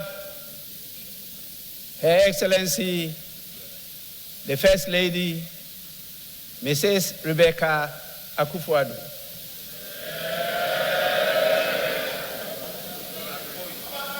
We also have His Excellency, the Vice President, Dr.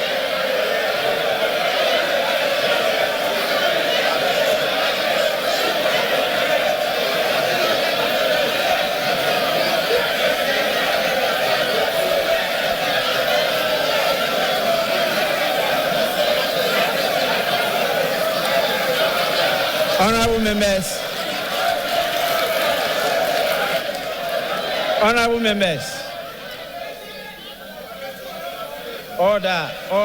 order, please.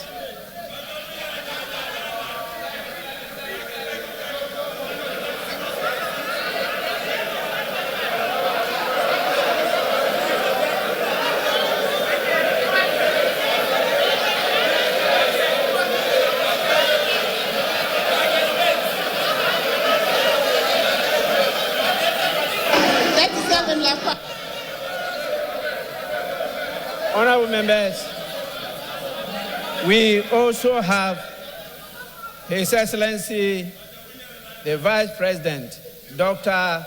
Mahmoudou Bawumia.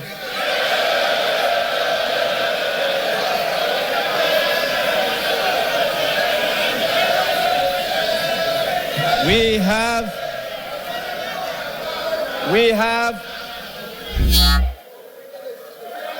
have in our presence Her Excellency, the Second Lady, Haja Samira Bawumia.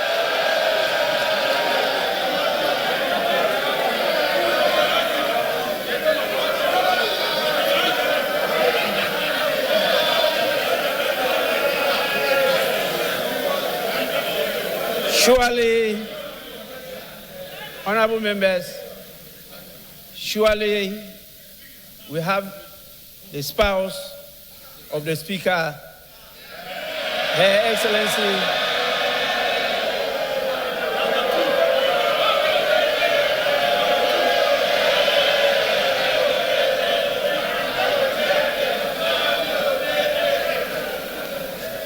honorable members, we have the spouse of the Speaker, Her Excellency Alice Adwa Jonas.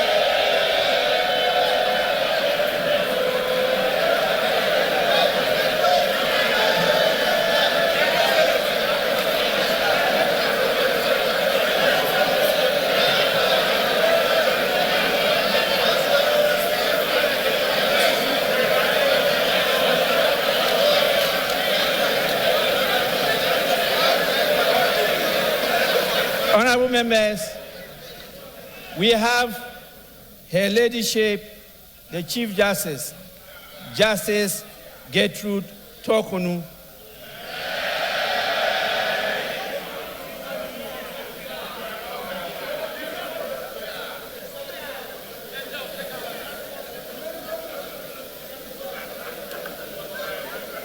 We have the beloved spouse of the Chief Justice, Mr. Francis Kofi Tokunu.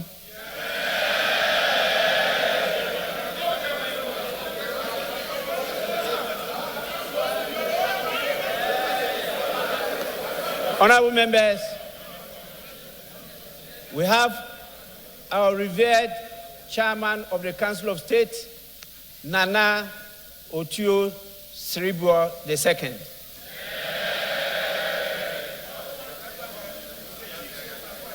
And we have the Chief of Staff,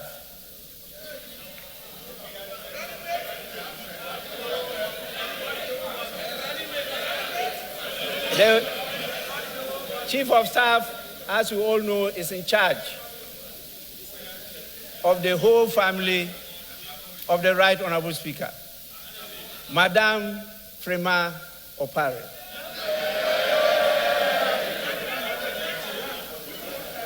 We have His Excellency, John Dramani Mahama.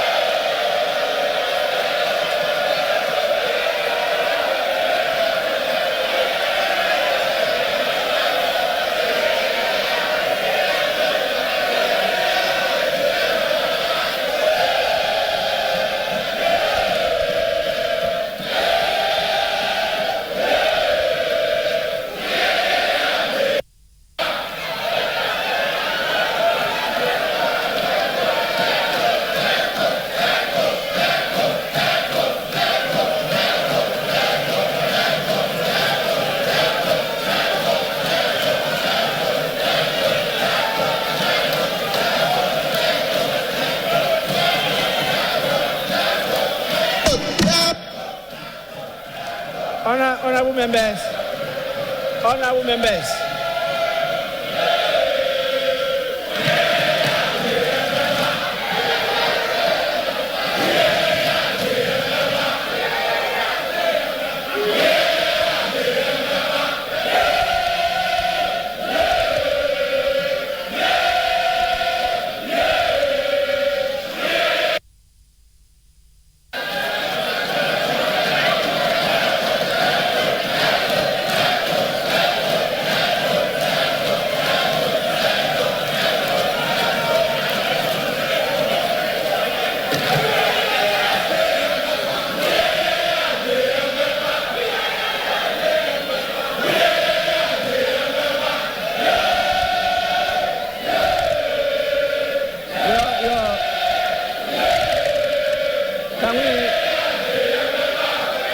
Can we finish?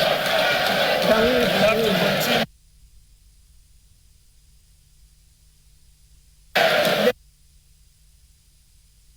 Honorable members, honorable members.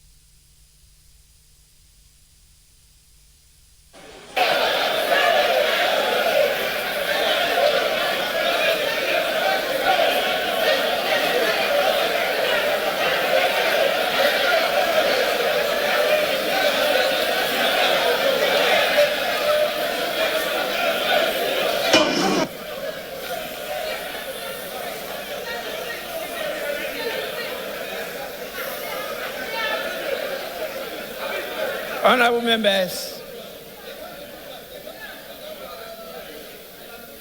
when honorable members, when the speaker is on his feet,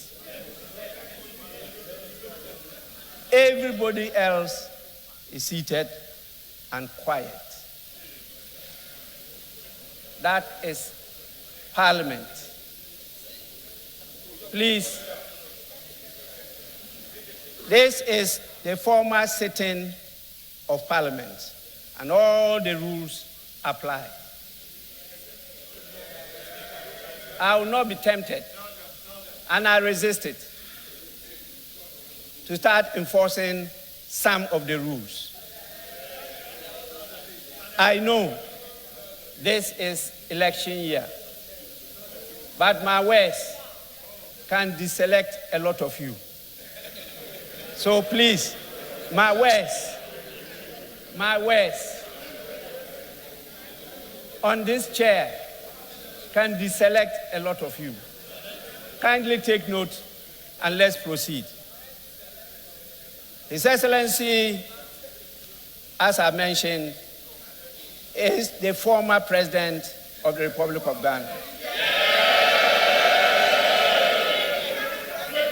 We have in our midst Her Excellency Nana Konadu Agyeman-Rawlings,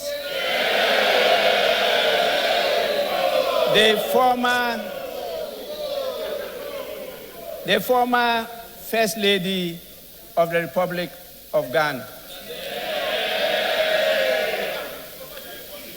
We have the Right Honorable Michael Aaron Okoye.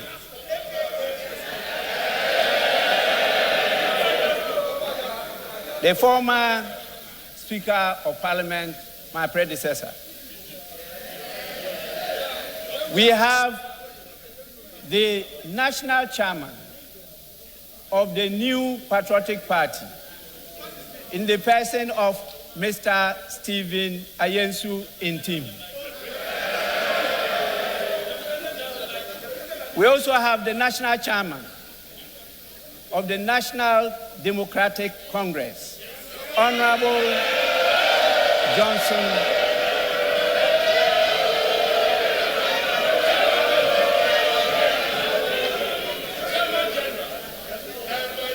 Honorable Johnson Asedu Nketia. We have the General Secretary of the new Patriotic Party, Mr. Justin Frimpong Kodua. And we also have the General Secretary of the National Democratic Congress, Honorable Fifi Fiave Kweti.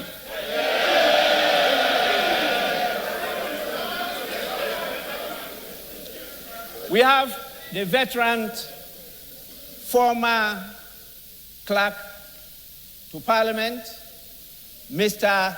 Samuel N. Dankwa.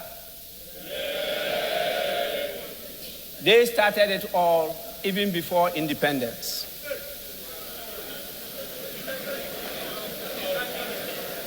He was in the Legislative Council, and they supported the late KB Ayensu to establish the Parliament of the Republic of Ghana. We have another former clerk to Parliament, my own brother, Mr. Emmanuel Kwasi Anyimedu.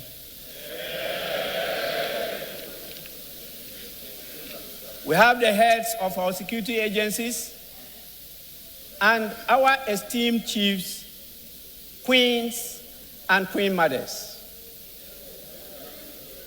We have our most revered religious leaders and the dean and members of the diplomatic corps. We have our development partners with us and representatives of various civil society organizations. And definitely, we have our partners, our dependable partners, members of the media.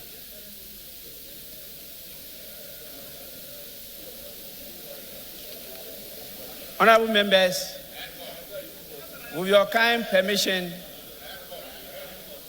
I may have to end here by acknowledging all the dignitaries and distinguished invited guests with us here.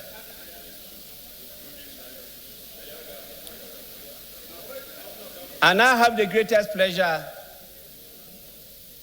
in inviting His Excellency the President to deliver his message. Your Excellency, you may deliver your message now.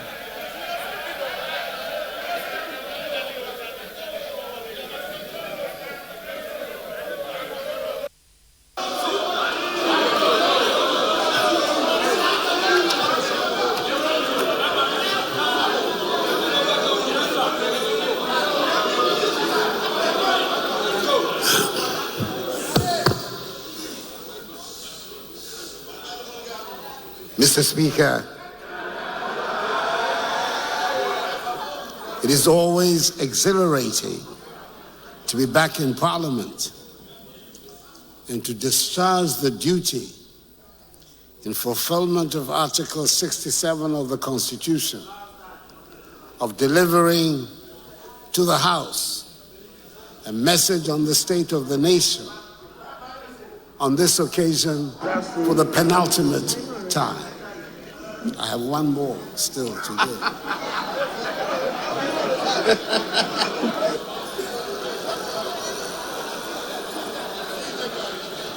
In accordance with protocol and convention, it is good to see that First Lady Rebecca Akufo-Addo, Vice President Mahamadou Bawumia,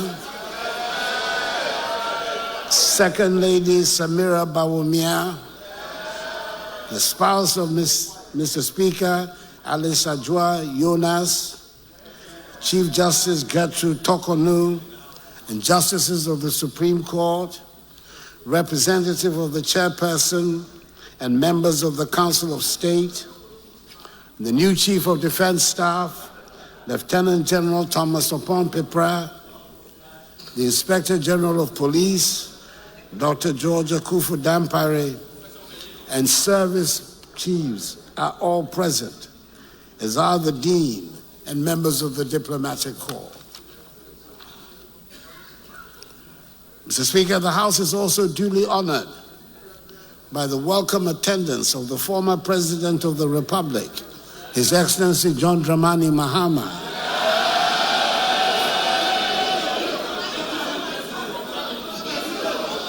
and former First Lady, Her Excellency Nana Konadu Agyemang Rawlings.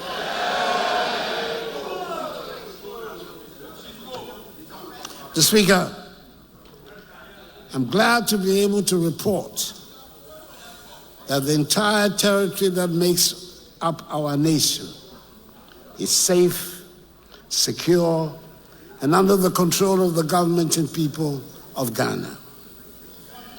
This might sound like a pedestrian statement with which to start a message on the state of the nation. Unfortunately, far from it being an everyday truism, this is no longer a statement or claim that can be easily made in these times in the neighborhood in which we are.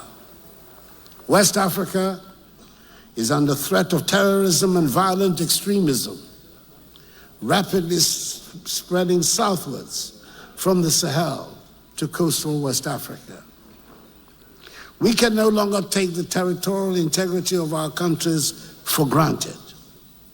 Indeed, many of our neighbors have already fallen victim and lost large portions of their territories to extremist groups.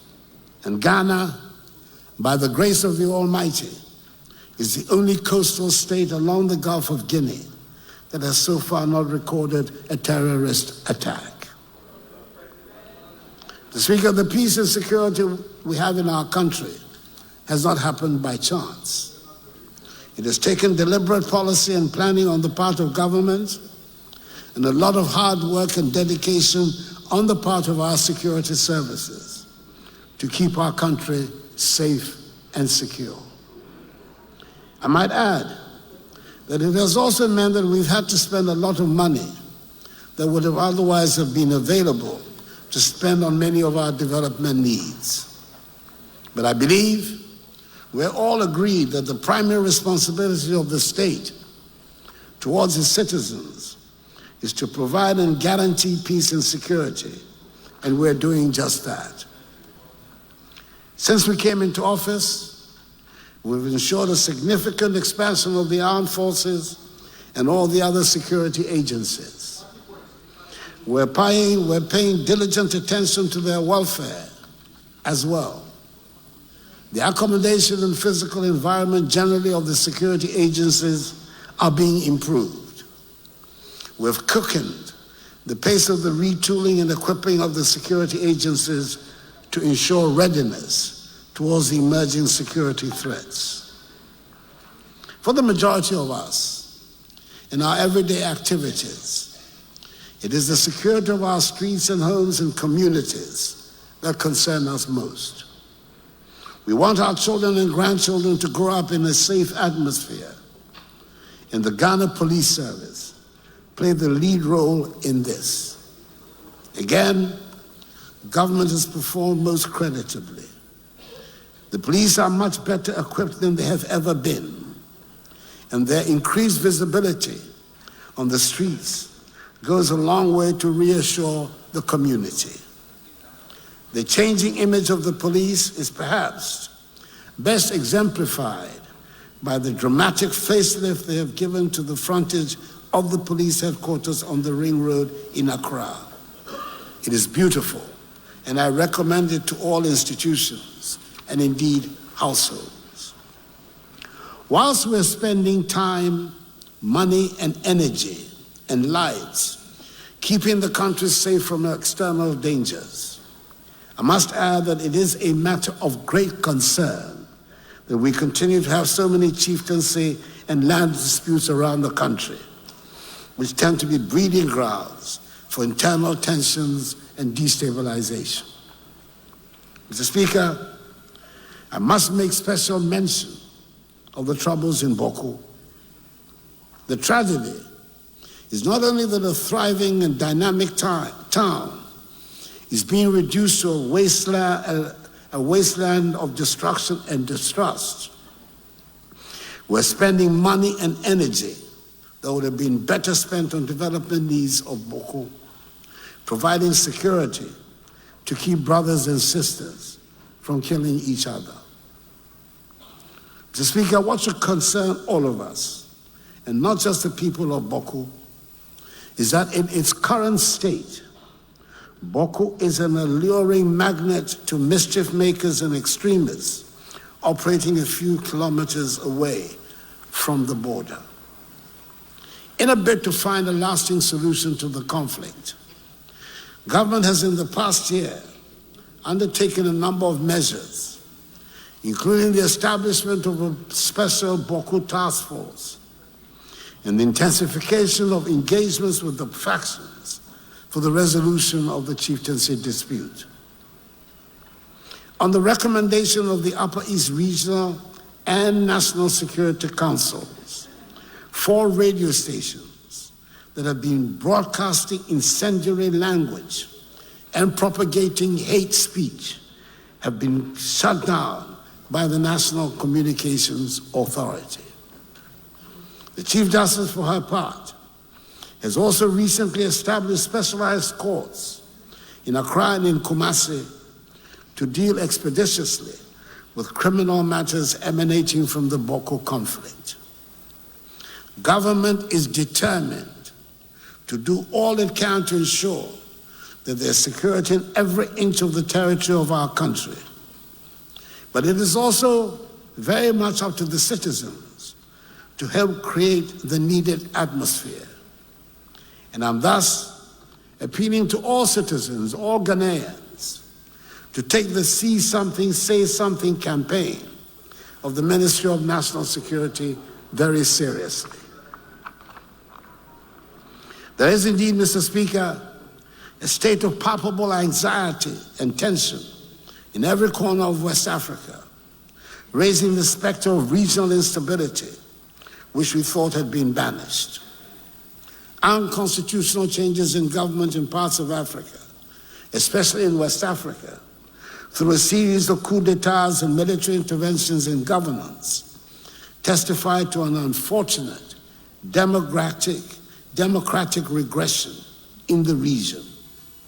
It is in the interest of democratic growth that this development is reversed as soon as possible, and we in Ghana continue to give maximum support to ECOWAS, the regional body of West Africa, and the AU, Africa's continental organization, in their efforts to restore democratic institutions in the affected nations.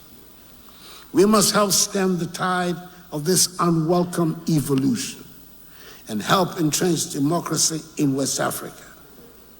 We believe also that a reform of the global governance architecture, such as the Security Council of the United Nations, to make it more representative and accountable, will help strengthen global peace and stability, and thereby help consolidate democratic rule around the world. Mr. Speaker, we in Ghana have had our fair share of political instability and experimentation about how we should govern ourselves. There might be new names being ascribed to some of the supposed new ideas being canvassed by some today. But I dare say on close examination, we will discover that they are not new. We have tried them here, and they have failed. We know about all-powerful, cannot-be-questioned messiahs. We know about liberators, and we know about redeemers and deities in military uniform.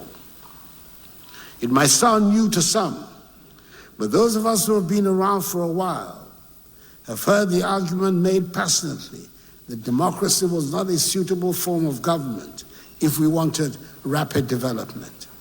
It is a tired argument that was regularly used by apologists for coups d'etats. It's also not new to have political parties and politics in general being denigrated. Indeed, there used to be national campaigns of fear waged against politics and political parties.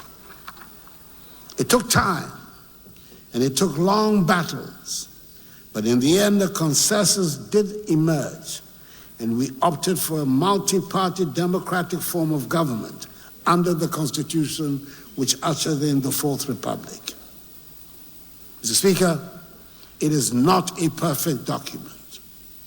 Constitutions do not ever pretend to be, but it has served us well these past 32 years, considering where we have come from.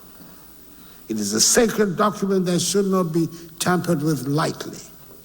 But I hasten to add, our Constitution did not descend from heaven. We Ghanaians drew it up to serve our needs, and we can amend it to suit our changing needs and circumstances. We should work towards finding a consensus on the changes that the majority of Ghanaians want made to the Constitution. Mr. Speaker, democracies are founded on elections, and the holding of free and credible elections ensure that people have confidence in the government that emerges at the end of the process. The honorable members of this House, who are at the center of it all, know more than the rest of us that this is an election year. The increased decibel level in all communications will ensure that even the most politically uninterested person among us would know that on December 7th, we shall be going to the polls to elect a new president and new members of parliament. A lot of the responsibility lies on the Electoral Commission to put the organization in place that will ensure that we have credible elections. The government is doing its part to make the work of the Electoral Commission go smoothly. A lot of responsibility lies on the political parties as well, and I hope that the parties recognize that their credibility is also on the line, especially with some people wanting to undermine the multi-party democratic system of government. It is up to the parties to demonstrate that competitive elections are an honorable, character-enhancing experience, and that at the end of the process, the loser will congratulate the winner, and the world does not come to an end because an election has been lost. There is nothing inherently dirty or corrupt about politics, and nothing about elections that should generate violence. We who are in politics, and we who are members of political parties, owe it to ourselves, the institutions we claim to belong to, and above all, we owe it to Ghana and the people of Ghana to make politics and elections the serious and joyful phenomenon they should be. In discharging their responsibility, I urge the Electoral Commission to work with the political parties to iron out whatever problems there might be. And I'm happy that the Electoral Commission, after engaging the parties, has shelved plans to change the 7th December date. Politics, after all, has been described as the art of the possible. And if that is what we are engaged in, it should not be beyond us to resolve the problems that come up and concentrate on working to build the happy and prosperous country we want. Government on its part will do what is expected of it to make sure that the reputation of Ghana is not damaged and the free will of the people is manifested at the end of the electoral process.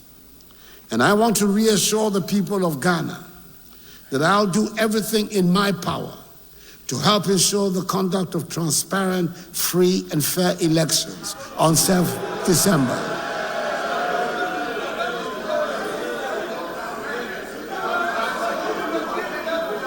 I have confidence in the security services to ensure that those who might want to cause havoc or any kind of mischief to disrupt the electoral process will have no room to operate.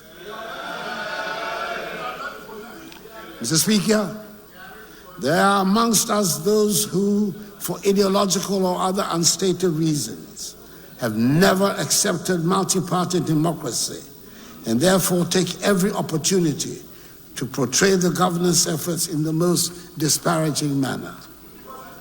There are also those amongst us who consider the rough and tumble of politics to be beneath them and will not want their sainted images to be soiled by what they term the dirt of politics.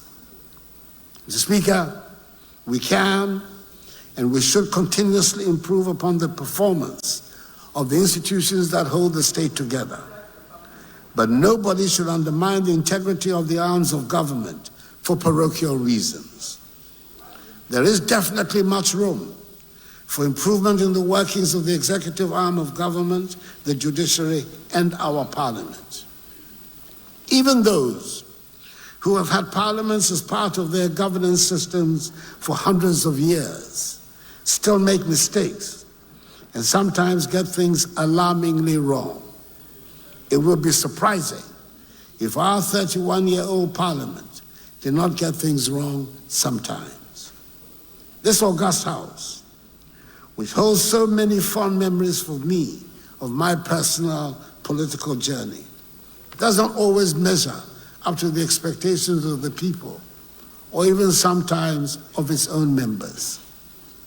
There's a lot of anxiety currently about how our MPs get elected.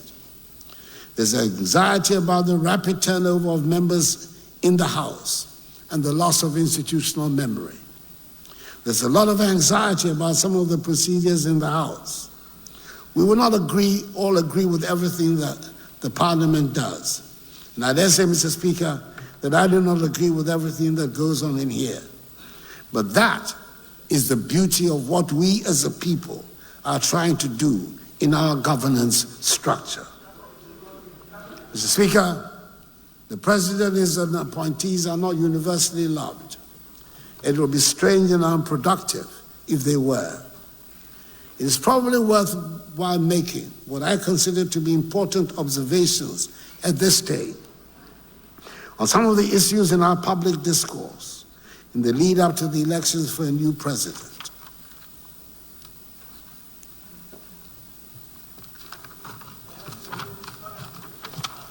Under the Constitution, the executive power of the state is vested in the President of the Republic. He or she is the executive.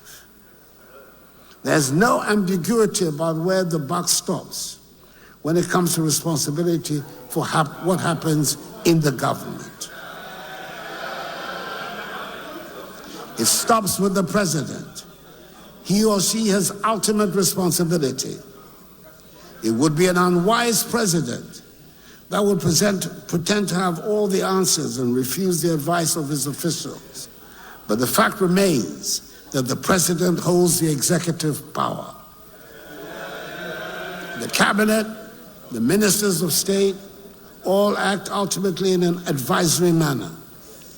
Of course, a member of the government might take an idea, be it generated by the president or the official or a committee, and turn it into a huge success, and the honors will be claimed or shared where public perception falls. But ultimately, the president is responsible and therefore takes the credit or the blame for whatever happens in his or her government. Mr. Speaker, let me make a second point. The programs that come from the executive benefit from the rigorous public examination and debates to which they are subjected. We all now take for granted and sometimes even bemoan the vigorous media and civil society organization scrutiny that characterize public discourse. It gives me quite satisfaction and great pride to hear young Ghanaians today who believe that criticizing the President of the Republic and challenging government proposals are normal, regular activities. Some of the young people listen with incredulity when they hear about a Ghana that was once without private radio stations, and people had to tune into foreign stations to hear critical and opposition voices. Today, there are some 550 radio stations in operation in this country. In spite of all its shortcomings and difficulties, the people of Ghana have shown admirable commitment to multi-party democracy and have not fallen for the instigations to resort to the violent overthrow of an elected government. The past 32 years of the Fourth Republic have witnessed the most sustained period of stability and economic growth in our country. And we should be proud of what we have achieved and seek to protect and build on it. And that is why the theme for the 67th Independence Anniversary celebration on 6th March in Akufo-Addo is Our Democracy, Our Pride. Mr. Speaker, I'm pleased to report on the progress we're making in the administration of justice. This past year, a total of 76 judges and magistrates were appointed. They comprise the new Chief Justice, 2 new Justices of the Supreme Court, 23 new High Court judges, 29 Circuit Court judges, and 21 new magistrates. 262 staff were recruited to address some of the human resource gaps created because of the newly established courts throughout the country. In January 2024, 3 additional justices have been appointed to the Supreme Court to replace 3 justices who have retired from the court. We've made unprecedented progress in the provision of court buildings and residences for judges around the country. In 2020, government set out to construct 120 courthouses with residential facilities nationwide. As of 31st January 2024, 67 courthouses have been successfully inaugurated and are in use at various sites around the country. 12 completed projects have been slated for inauguration by the end of this month of February 2024. The remaining 21 projects are at various stages of completion and are expected to be completed and inaugurated before May 2024. In addition, 121 residential units have been constructed for judges throughout the country. Further, 20 fully furnished 4-bedroom units, together with social amenities, have been constructed for justices of the Court of Appeal in Kumasi. The project is not yet complete, but we have done enough to be able to say that we have resolved the problem of the disgraceful state of court buildings. The attention now is to the digitalization process of the courts to modernize the entire system. The Judicial Service has undertaken a digitalization initiative to modernize legal operations and foster greater access to justice. A virtual court system was introduced during the COVID-19 pandemic to ensure the continuity of business. The virtual court system was also rolled out to 17 courts, then subsequently to 19 high courts for the smooth hearing of court cases. By the end of December 2023, 160 courts had been equipped with devices for the real-time transcription of cases, in addition to 51 courts piloting the paperless court system in Accra. The integration of real-time transcription devices in 160 courts has revolutionized the way in which court proceedings are recorded and documented. The service is rolling out a comprehensive digitalization of the court system. The Attorney General has continued in a very effective manner the tradition under this administration of contesting every single litigation against the state, and has avoided the numerous judgment debts that used to be given against the state. The Office of the Attorney General, as a result, has saved the country over 10 trillion Ghana cedis.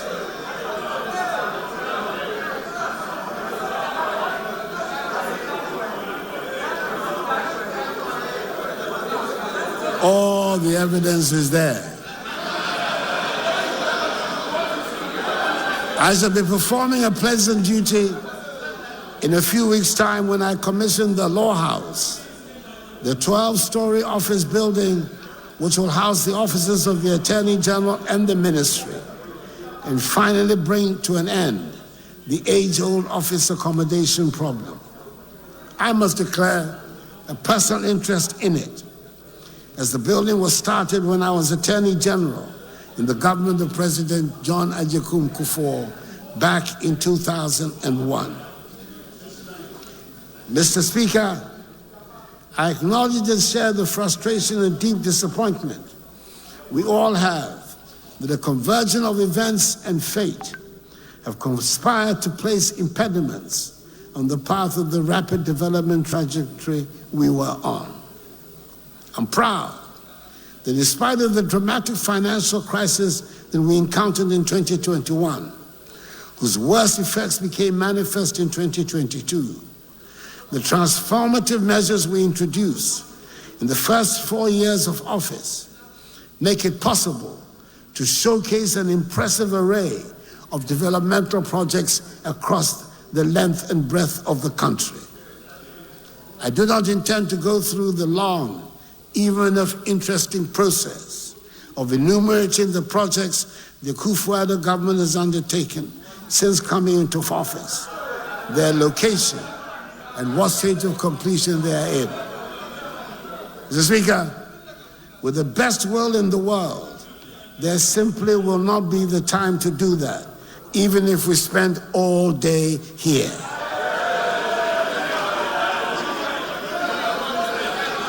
It will be recalled that last year, during the message on the state of the nation, faced with a similar problem about road projects, I came to the House armed with a fat book that had the details of the road projects around the country, and all honorable members were given copies to go through at their own leisure. I haven't had anybody point out one. This year, we're taking things to a higher level. This government, after all, is the digitalization government. And the man who has led the entire digitalization process these past 7 years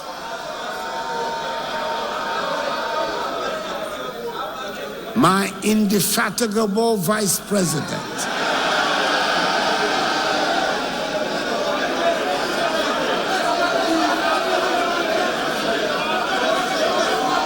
Dr. Mahamadou Bawumia, Dr. Digitalization, the MPP's excellent presidential candidate for the 2024 election,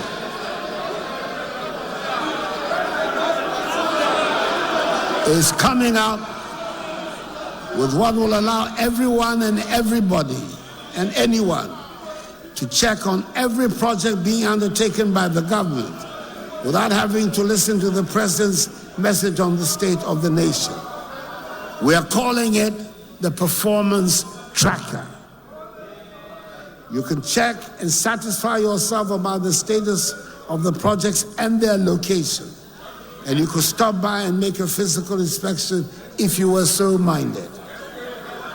Mr. Speaker, if you want to check on roads, classroom blocks or chip compounds or Agenda 111 hospitals, or bridges, or science laboratories, or water projects or sanitation projects, or landing sites and harbors, and other infrastructural projects, or whatever this government use your tax money to execute, the key to your query is right there on your phone. Mr. Speaker, the Performance Tracker will be formally launched in March, and I'm offering it as the device which will help bring accountability into your hands. With the Performance Tracker, we can be sure that never again will pictures of an artist's impression be offered as projects that have been completed.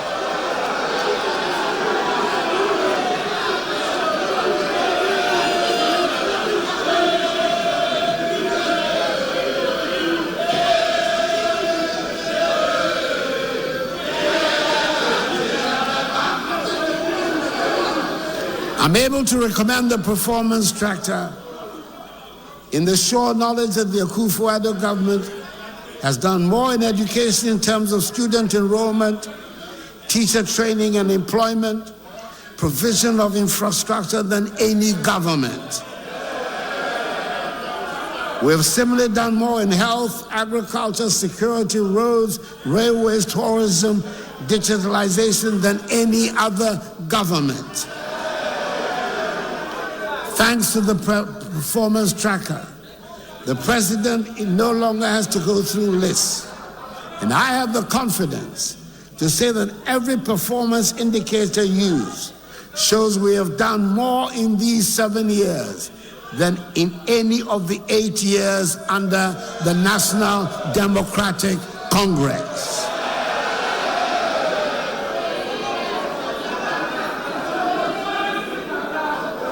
Indeed, Mr. Speaker, on coming into office 7 years ago, my government took the decision, as we promised, to modernize and formalize the economy through digitalization. In this regard, we have embarked on one of the most far-reaching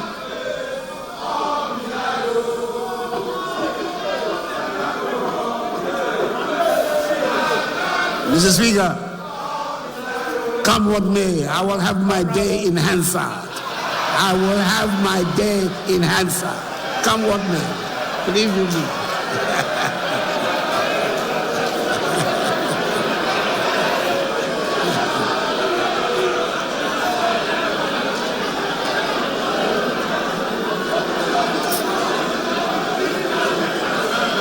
Indeed, Mr. Speaker, on coming into office 7 years ago, my government took the decision, as we promised, to modernize and formalize the economy through digitalization. In this regard, we have embarked on one of the most far-reaching digitalization exercises in Africa. Up from the figure of 900,000 which we inherited when we came into office in 2017, we have thus far enrolled 17.6 million on the Ghana card, and therefore provided unique biometric identity to the majority of Ghanaians. We've also implemented a digital property address system with unique addresses for all properties in Ghana. Furthermore, through the implementation of mobile money interoperability, we've also provided access to financial services for adult Ghanaians through mobile money accounts that are interoperable with bank accounts. Ghana is now ranked number 1 in Africa in terms of access to financial inclusion. We have digitalized the provision of public services at the ports, DVLA, NHIS, GRA, births and deaths, Registrar of Companies, ECG, Ghana Water, amongst others. Ghana is ranked number 1 in West Africa and number 7 in Africa in e-governance. We have also implemented the use of drones in the delivery of medicines, blood, and vaccines. And Ghana currently runs the world's largest medical drone delivery service. We have also networked all teaching regional and district hospitals, and patient records can easily be accessed in these hospitals without the need for a folder. Ghana is making giant strides in the area of digitalization, thereby improving transparency, accountability, and efficiency in the public sector and accelerating the growth of our economy. We are definitely going to be part of the digital revolution that is sweeping the world. Mr. Speaker, last year when I came to the House to deliver the annual message on the state of the nation, we were in the midst of negotiations with the International Monetary Fund. We were faced with a very difficult situation and had to take a lot of unpleasant but unavoidable measures to bring stability and confidence back to the economy. These included tax measures that we did not like, but we knew we had to take in the knowledge that the medicine will be bitter but temporary.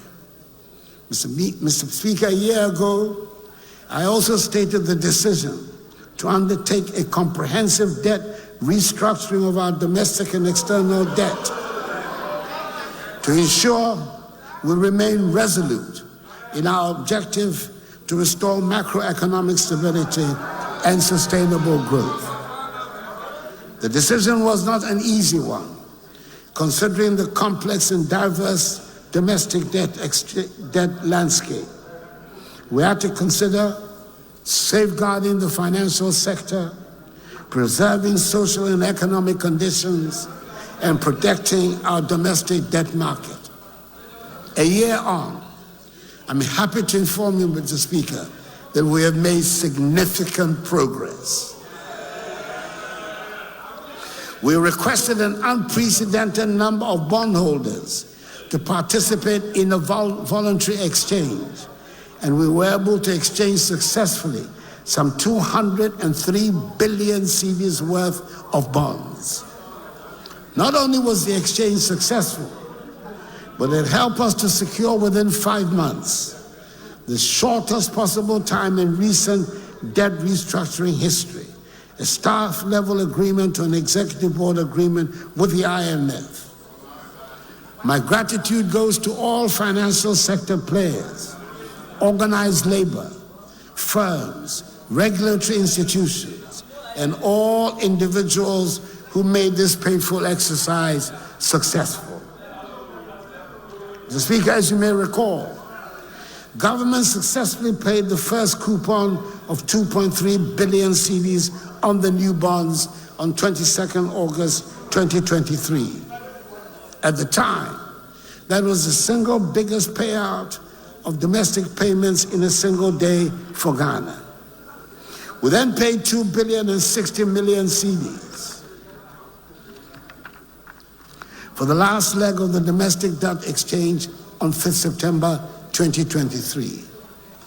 A week ago last Tuesday, on 20th February 2024, the second coupon of 5.8 billion cedis was paid to domestic bondholders. This is the largest coupon paid in a day in Ghana's history.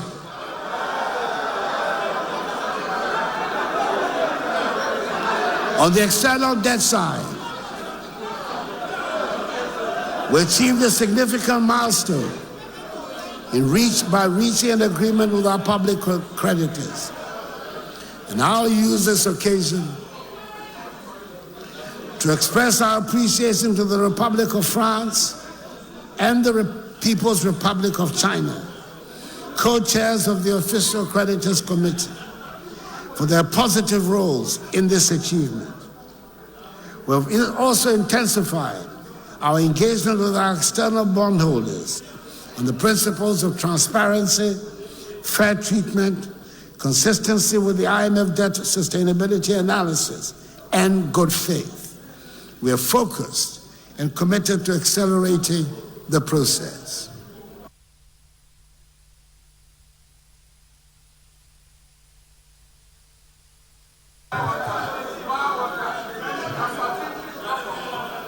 Mr. Speaker, we're committed to concluding the external debt restructuring process as soon as possible, so we move past the crisis. This will enable us to complete substantially projects that have been constrained due to financial challenges. In the meantime, some of the priority projects have been transferred onto the GOG budget with the same fiscal space to ensure their completion.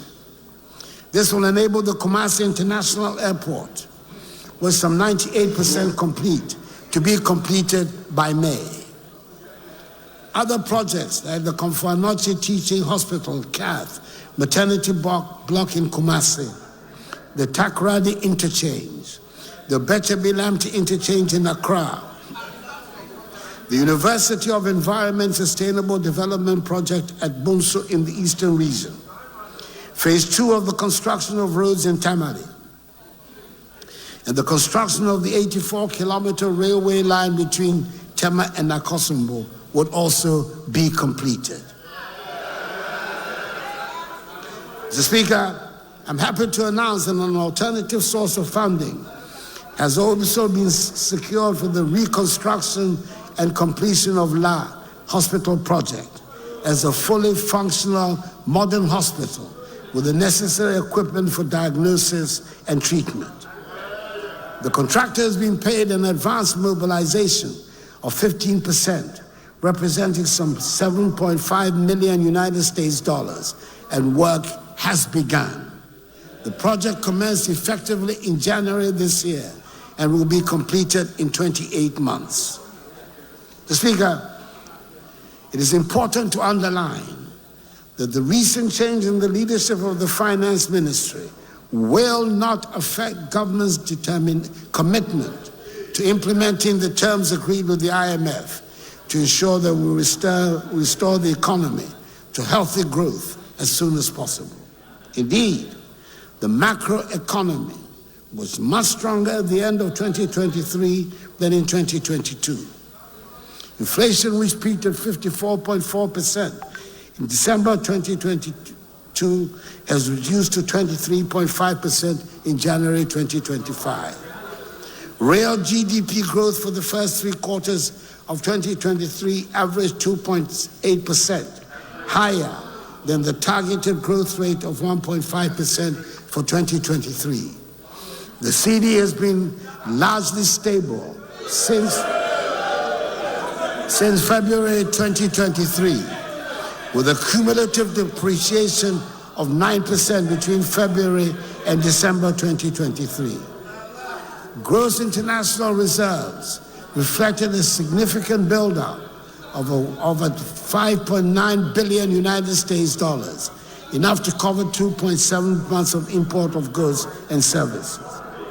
The current account turned positive at 1.4% of GDP at the end of September 2023, from negative 2.1% at the end of December 2022.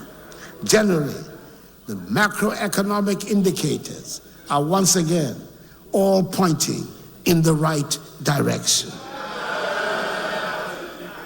I should point out that in all our discussions with the fund, a paramount consideration has been to ensure that the poor and vulnerable do not bear the brunt of the sacrifices that have to be made. Programs like LEAP, school feeding and capitation grant have been protected and indeed enhanced. Mr. Speaker, right from the start of this government coming into office, we have sought to place the maximum effort on the education and training of the youth as the base for building the prosperous nation we seek. A foreign statesman once posed the question, and I quote, "Why am I the first member of my parliament in 1,000 generations to have gone to the university?" Unquote. In the past 7 years, I've met many people, young and old, across the country who have told me about the first person in their families, in their communities, to have gone to senior high school. They might well ask the question, why are they the first boy or girl in their family to have gone to senior high school? The answer is not far-fetched. Not being able to go to secondary school for lack of money was so widespread an accepted phenomenon that it led to some people thinking senior high school was not meant for them or their children or for people from their village. And therefore, a child in the family finishing junior school and moving on to senior high school was simply not factored in their expectations. Mr. Speaker, free SHS might be labeled by its detractors as a mere political slogan that must be demonized. But it is, in fact, a transformative program that has broken myths and liberated minds. It is humbling on one hand and frightening on the other to think of the sheer number of talents the free SHS has unearthed that would otherwise have ended their formal education at BECE. I know we will get more engineers, doctors, architects, scientists, writers, and poets out of the increased numbers of those attending senior high school who will go into further education. Even if they stop at high school, at senior high school, imagine what 1 million more secondary school educated young people will do to our self-confidence and the value of our workforce. That alone makes free SHS worthwhile. I'm proud that the MPP government under my leadership has been able to bring this transformative policy into our educational system. Mr. Speaker, I believe the success of the free SHS policy has answered its critics, and the arguments about it should cease, and we should simply concentrate on finding ways to improve it. I'm particularly glad that the fears about lowering of standards have been allayed. Refreshingly, we witnessed through the 2023 batch of free SHS students the best waxing results in over a decade. Mr. Speaker, there's more to education than free SHS, and government has been paying equal attention to all the other sectors. Kindergarten, primary school, and junior high school must work together to give a solid foundation and strengthen the free SHS policy. The implementation of various programs, such as the capitation grant, feeding grants to special schools, BEC registration for pupils in public junior high schools, among others, have significantly increased access to education at the basic level. The focus of the comprehensive reforms within the sector has been to improve learning outcomes and ensure every child that goes through our education system is equipped with literacy and numeracy skills by the time they exit primary 6. A national standardized test for numeracy and reading skills is now being conducted at primary 4. Unfortunately, quite a number of children still manage to slip out of the net and miss going to school altogether or drop out at primary school. The Ministry of Education partnered with key development allies to launch an innovative financing program called the Ghana Educational Outcome Project, GEOP. The goal of GEOP is to provide educational support to 72,000 out-of-school children, helping them access complementary education and transition into formal schools. I'm happy to report that 17,340 out-of-school children have been taken through the program and mainstreamed into formal schools in 2023. This program has worked so well, it won the GovTech Prize Award in February 2024 at the World Government Summit held in Dubai. Government has remained committed to improving the teaching and learning of STEM education at the pre-tertiary level. Key interventions have included increasing our ability to produce STEM professionals and also meeting 21st century skills. Accordingly, the curriculum has been overhauled to include STEM career pathways such as aviation and aerospace science, biomedical science, engineering, computer science, manufacturing, robotics, and artificial intelligence.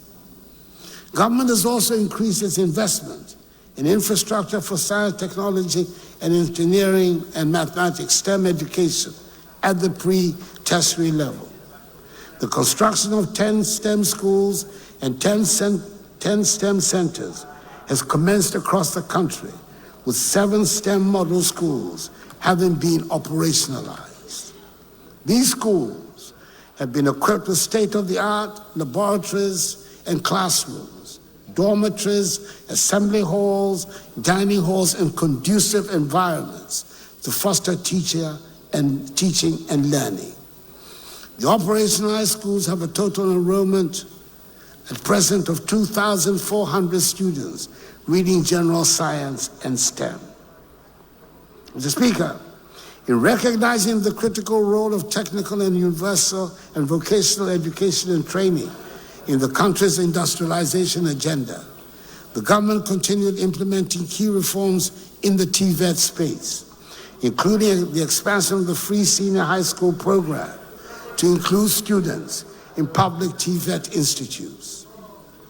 Mr. Speaker, a lot of resources has gone into the provision of infrastructure at all levels of the educational system, but a lot remains to be done. Many basic schools require more adequate classrooms and furniture, and the environment in some of these schools can be made more suitable for learning and teaching. Some of the senior high schools, especially the community schools recently absorbed into the formal GES structure, lack the facilities that these established schools take for granted. We must all express our gratitude to the teachers in such schools who manage, in spite of the difficulties, to bring out the best in their students and sometimes succeed in achieving great results. They exemplify the best in the Ghanaian and give us hope for the future. Indeed, the one tablet per student policy at the senior high school level is being rolled out and will formally be launched by me next month. It is a great tool to help bridge the gap between disadvantaged and privileged students. Mr. Speaker, free SHS and our no guarantor policy under the Student Loan Trust Fund are breaking down financial barriers for students seeking higher education. By eliminating the requirement for a guarantor, we have empowered students from economically disadvantaged backgrounds to pursue their educational aspirations without undue financial burden. This has meant a substantial increase in the number of students seeking tertiary education. And it is in response to this increase, the government has decided to establish 4 new universities in Mampong in the Ashanti region, Akrodie in the Bono region, Bonsu in the Eastern region, and Kintapo in the Bono East region, and expand the facilities in existing ones. We're pursuing interventions towards achieving by 2030 the 40% gross tertiary enrollment ratio, up from the current level of 18.8%, as well as the 60-40 science to humanities ratio from the current one of 40 to 60, as captured in the Education Strategic Plan of 2018 to 2030. Mr. Speaker, between 2012 and early 2017, there was nothing more demoralizing than the phenomenon we called doomsday. It was symptomatic of a dysfunctional system, and it caused widespread depression amongst businesses and households. After that experience, my government was determined that doomsday would not be inflicted upon government, upon Ghana and Ghanaians under an MPP government. Shouts will not wish doomsday away in our history. It will not.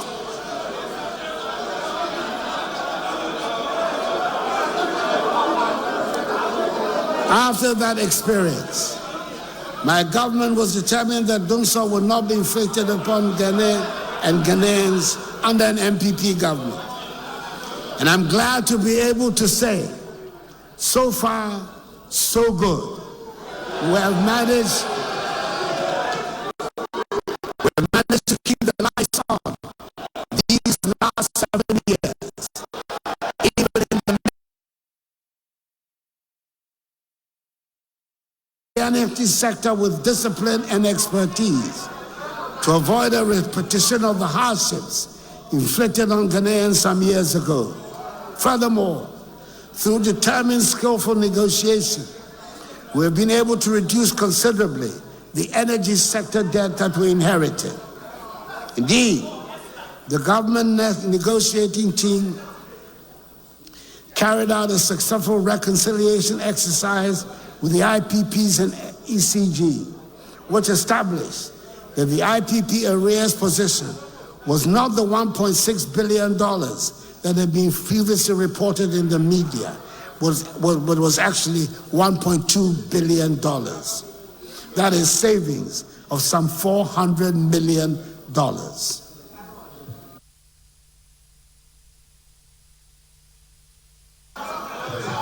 Additionally, the government negotiating team has reached commercial agreements on headline terms for the restructuring of power purchase agreements and arrears with AXA, Amandi, SenPower, Senate, and Early Power, and is finalizing remaining definitive documentation of such terms, which will result in total expected savings in excess of $9.1 billion over the lifespan of the IPP projects. In the meantime, ECG has been able to secure a fixed monthly energy purchase price with all the IPPs. This has led to a monthly payment of 43 million United States dollars instead of the 77 million United States dollars. That is monthly savings of $34 million, or a 44% reduction in monthly payments, a far better outcome than the take-or-pay system we inherited. Mr. Speaker, I'm happy to report that we're making admirable progress in the provision of electricity to all parts of the country. Last year, 207 communities were connected to the grid, taking the current national access rate, electricity access rate, to 88.85%. We are aiming to achieve universal access this year by connecting an additional 400 communities to the national grid under the Self-Help Electrification Program and other turnkey projects. As part of efforts to improve power system reliability in the middle and northern parts of Ghana, Government took a decision to relocate the 250 megawatt Ameri plant from Abuazi to Anwamasu in Kumasi. The Volta River Authority has successfully relocated 6 units of the Ameri plant with capacity of 150 megawatts, which are currently being tested and commissioned in Kumasi. The authority is taking steps to relocate the remaining 4 units before the end of the year. Mr. Speaker, we're also making steady progress in our commitment to increase the component of renewable energy to our energy generation mix. A 4 megawatt floating solar PV on the Bui Reservoir, as well as the 15 megawatt solar PV at Kaleo, have been completed and both are operational. They have contributed to increasing our share of solar energy in the generation mix to 3.2%. A 100 megawatt solar PV is under construction at Bui, as is the mini-grid electrification program ongoing in the Ada East District, all of which will help us attain our target of 10% renewable energy in our generation mix by 2030. Mr. Speaker, furthermore, we have committed ourselves to the development of nuclear energy for peaceful purposes. As I indicated at the U.S.-Africa Nuclear Energy Summit and the International Framework for Nuclear Energy Cooperation Ministerial Conference held in Accra in November last year, the first of its kind in Africa, our energy transition plan envisages 30% of our electricity production to be from nuclear energy by 2070, which is the core mandate of the Ghana Nuclear Power Program Organization, GNPPO, an entity under the office of the President. This strong commitment and position are geared towards the provision of clean and affordable electricity to drive our industrialization agenda. It is also meant to position Ghana as a net power exporter in the ECOWAS region through the West African Power Pool. Mr. Speaker, we have also succeeded in having the Secretariat of the Climate Vulnerable Forum, CVF, an intergovernmental forum of 58 of the most climate vulnerable countries, representing some 1.4 billion people located in Accra. Mr. Speaker, we have all heard about the Gold for Oil program. It has been explained, debated, and talked about. At this moment, all I want to say about it is that the Gold for Oil program has worked well and reduced significantly forex pressures on bulk energy storage, transportation, and bulk imports. Distribution and export companies enable them to negotiate more competitive premiums with suppliers. Premiums dropped from $180 to $200 per metric ton to $70 per metric ton or less. This also resulted in reduced and stabilized prices at the pumps of between 12 to 13 cedis per liter for the whole of 2023. We're taking steps to rectify some of the handicaps that have limited the full participation of Ghanaians in the oil and gas industry. For years, the well-paid jobs in the industry were taken exclusively by foreign nationals because we did not have people qualified in these fields. Last year, 150 young Ghanaians were trained and certified as mechanical maintenance technicians, electrical technicians, instrumentation technicians, and production process technicians up to the industry standards. Additionally, 5 young Ghanaians underwent a 10-month welding inspector training program at the North Alberta Institute of Technology in Canada. They have since been placed in various technical institutions in Ghana as instructors. Ghanaians will soon fill the well-paid positions on our oil fields because we have the trained and qualified personnel. Things are looking up. Mr. Speaker, it is quite likely that the most talked about subject in our country is roads and highways. When I appeared in the House last year, as I said earlier, I took the extraordinary step of coming with a fat book that detailed all the works that the government had done and was doing on roads since coming to office in 2017. I believe it was generally agreed that it was impressive, but it was not enough to satisfy everyone. Well, the work continues, even though some of the major road works have been temporarily interrupted as a result of the debt negotiation. As I've said earlier, all the details will be available on the performance tracker. Other modes of movement around the country are being built and upgraded to open up the country and make travel easier. Mr. Speaker, the new standard gauge railway line from the port of Tema to Mapakadai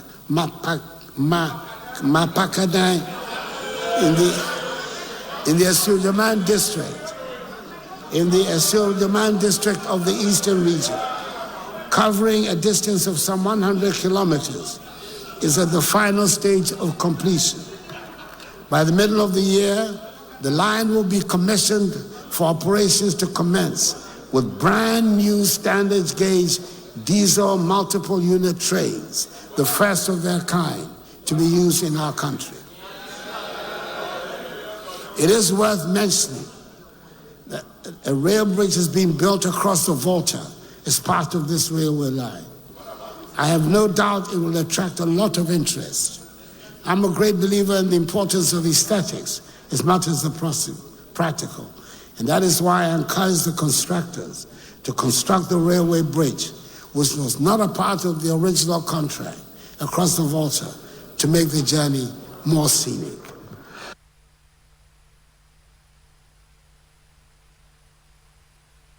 Nearly made me choke on my glass of water. Extraordinary statement to make.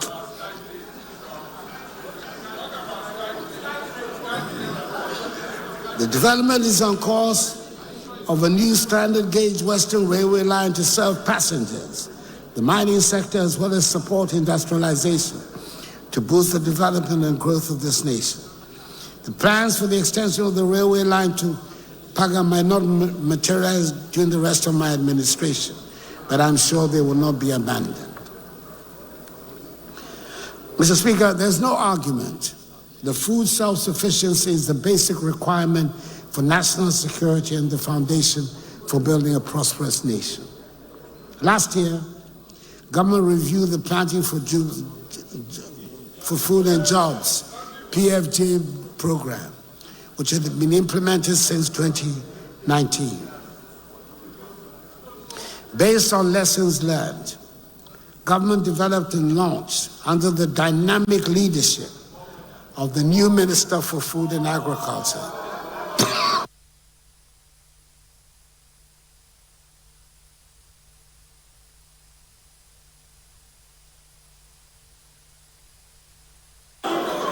everybody who knows me knows I don't drink alcohol.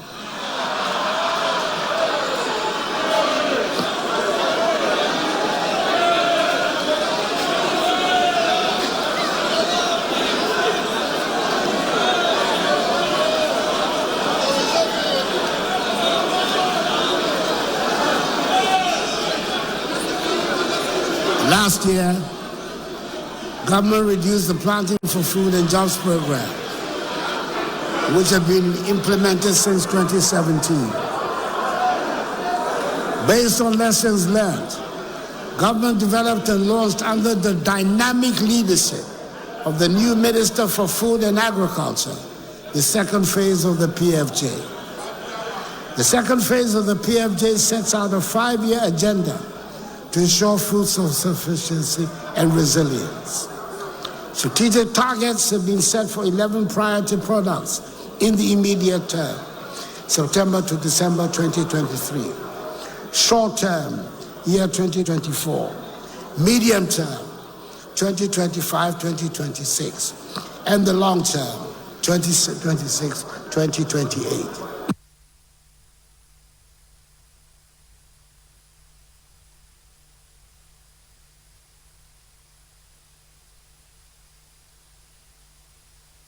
The selected products are maize, rice, soybeans, sorghum, tomato, pepper, onion, cassava, yam, plantain, and poultry. So I'm happy to report that production estimates for these priority products reveal that the planned targets for the year have been exceeded for all the products except poultry.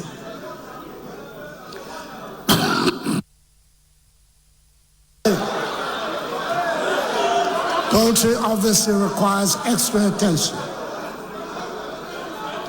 And that is exactly what we're doing. We have every intention of meeting the domestic production targets for poultry this year, 2024, and moving on to production levels that will lead to reduction in poultry imports. We envisage a vigorous cooperation between government and the private sector to achieve the set target. Mr. Speaker, the surest way of making agriculture attractive to young people is to take the drudgery out of farming. And government is continuing to make agricultural machinery and equipment easily available. Under the third and final tranche of the Brazil More Food program, tractors with accompanying implements, power tillers with accessories, maize shellers, units of combined pharmacists, and rice millers have been distributed to farmers, processors, and mechanization service providers on hire purchase agreement. This year, under the Indian Exim facility, tractors with matching implements, planters, boom sprayers, combine harvesters, and corn pickers will also be made available. Mr. Speaker, having determined that large-scale commercial farming is the easiest way to achieve our set goal of food self-sufficiency, government under the second phase of the PFJ will establish agricultural zones as a complementary initiative to address the issue of access to large tracts of agricultural land, to drive sustainable and commercially oriented agriculture. This will significantly expand Ghana's productive capacity in products such as rice, soybean, maize, and tomato. Indeed, between 2021 and 2023, rice imports fell by some 45%. In 2021, rice imports amounted to 805,000 metric tons. In 2022, 650,000 metric tons. And in 2023, 450,000 metric tons. This healthy trajectory will continue until we achieve full sufficiency in rice production.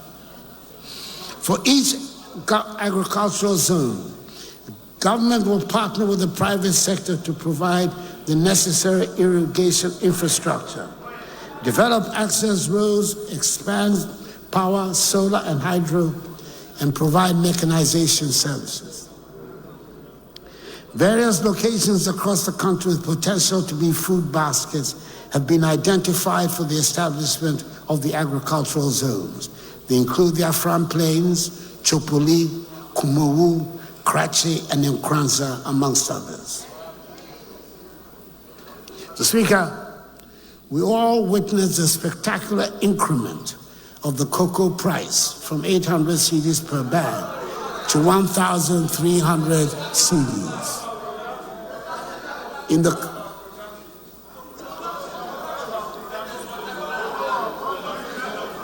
To 1,300 cedis per bag in the current cocoa season, the highest increase in 50 years. With the current trend of the world cocoa price, cocoa farmers can be sure that I will do right by them in the next cocoa season.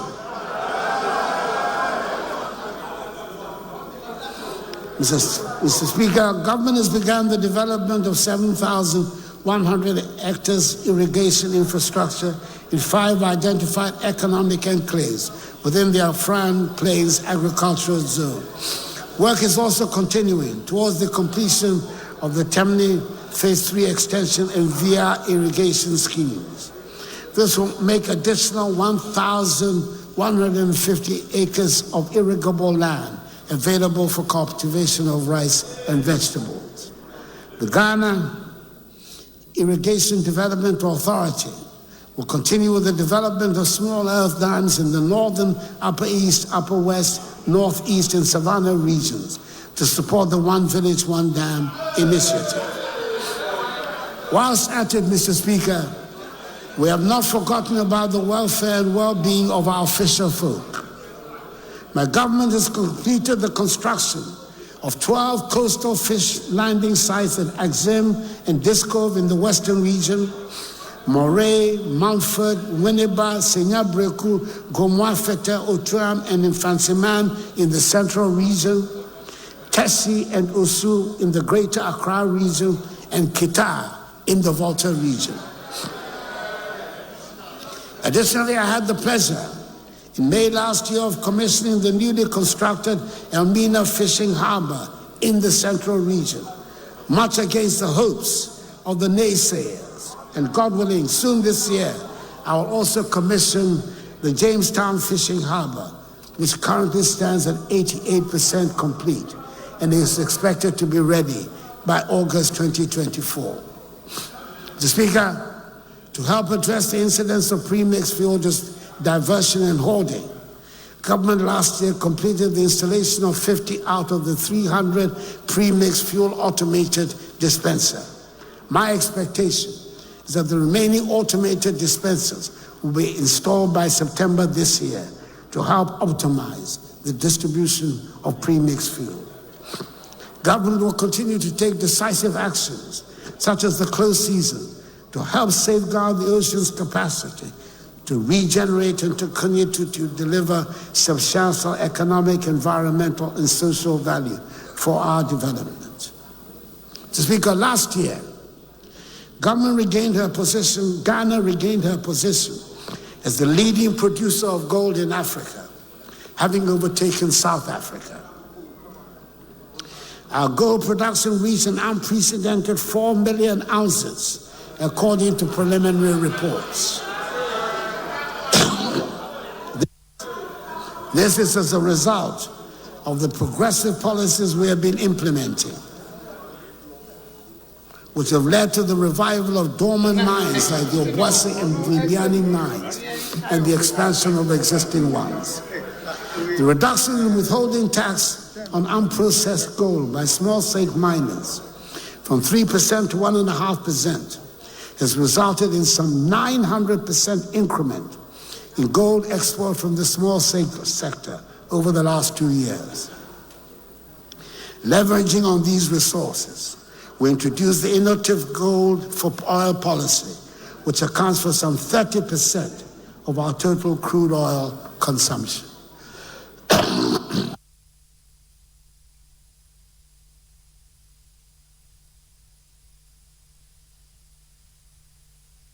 Currently,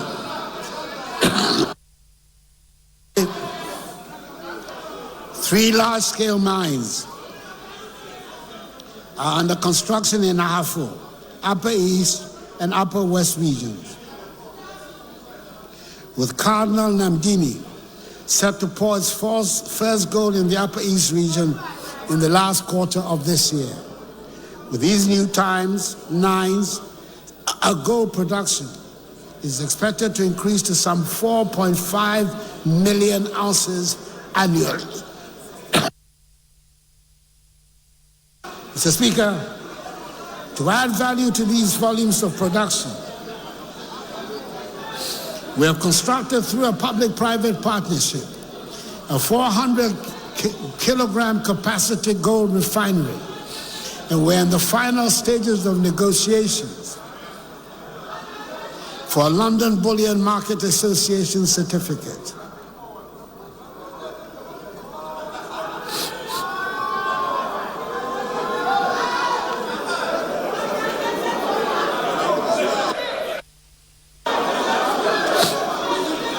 For our green minerals, including lithium,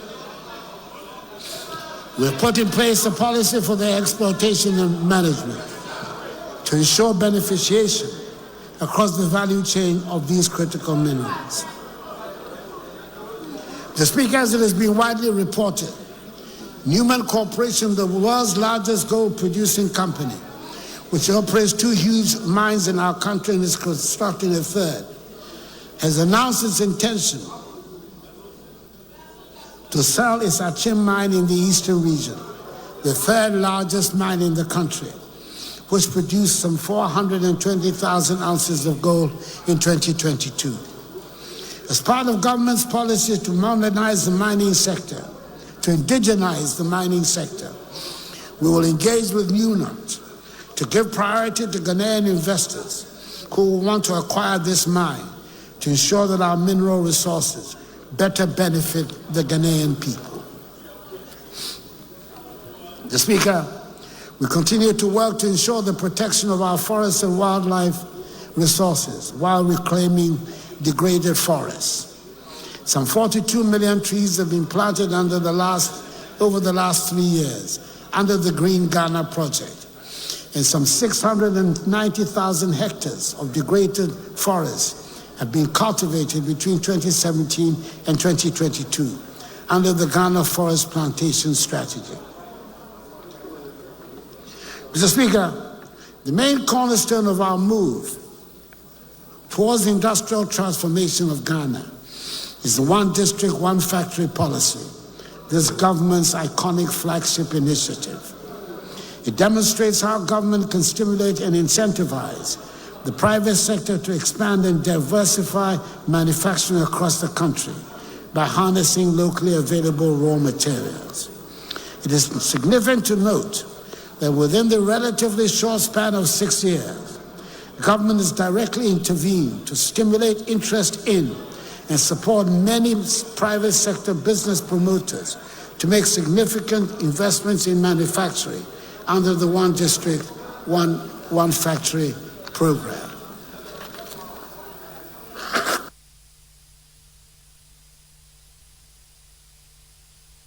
Mr. Speaker, this has led to the development of 321 IDF 1D1F projects consisting of 211 new medium to large-scale factories and the conscious enabling of 110 in existing companies to inject significant capital investments into the expansion of production facilities and diversification of products. These business promoters have so far invested in 142 districts across the country, across all 16 regions, and achieving 54% district coverage. The aspiration is to bring a 1D1F project to every district. Speaker, within this period, some 170,000 jobs have been created under the novel ID 1D1F program by companies in operation.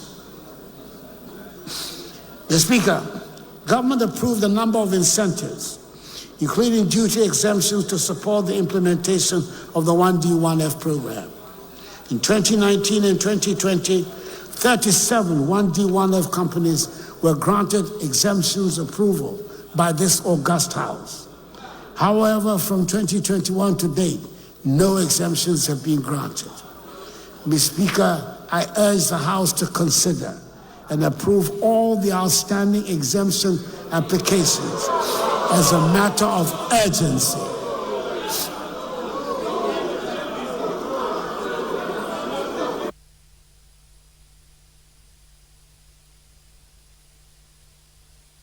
To send positive signals to the business community. The exemptions law that you have passed provides for such exemptions under existing laws.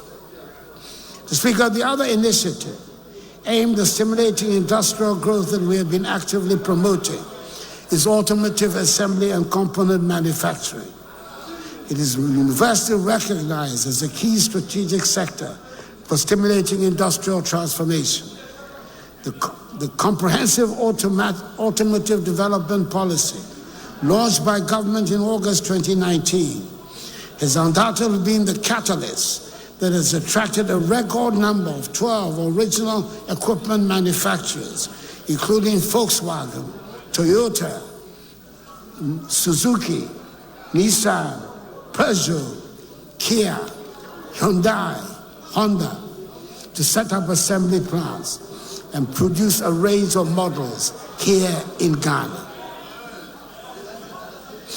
The Speaker, it is noteworthy that these investments have been accompanied with complementary initiatives to build the necessary engineering and technical skills in Ghana.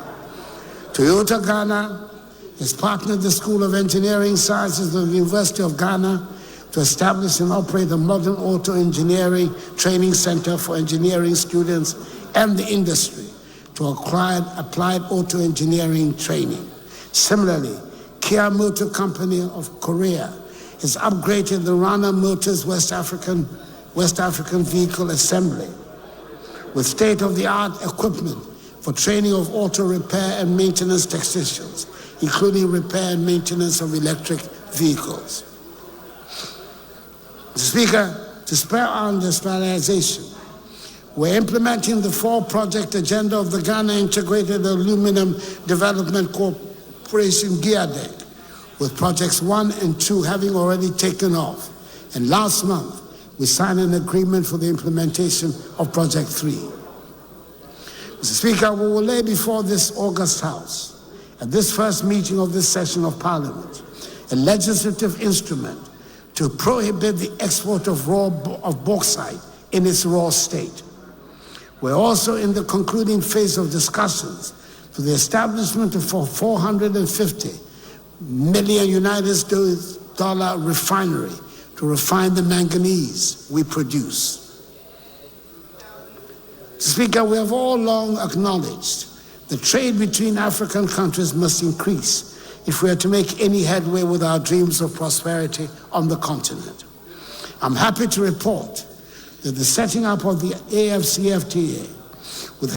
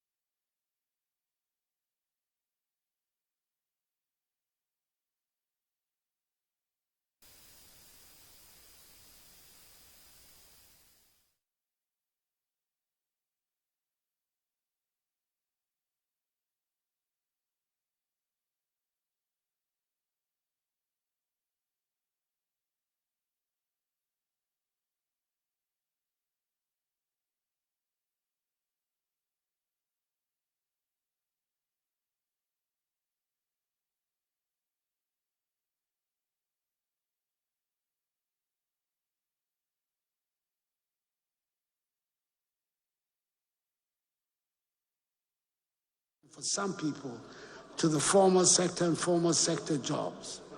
We often forget the formal sector employees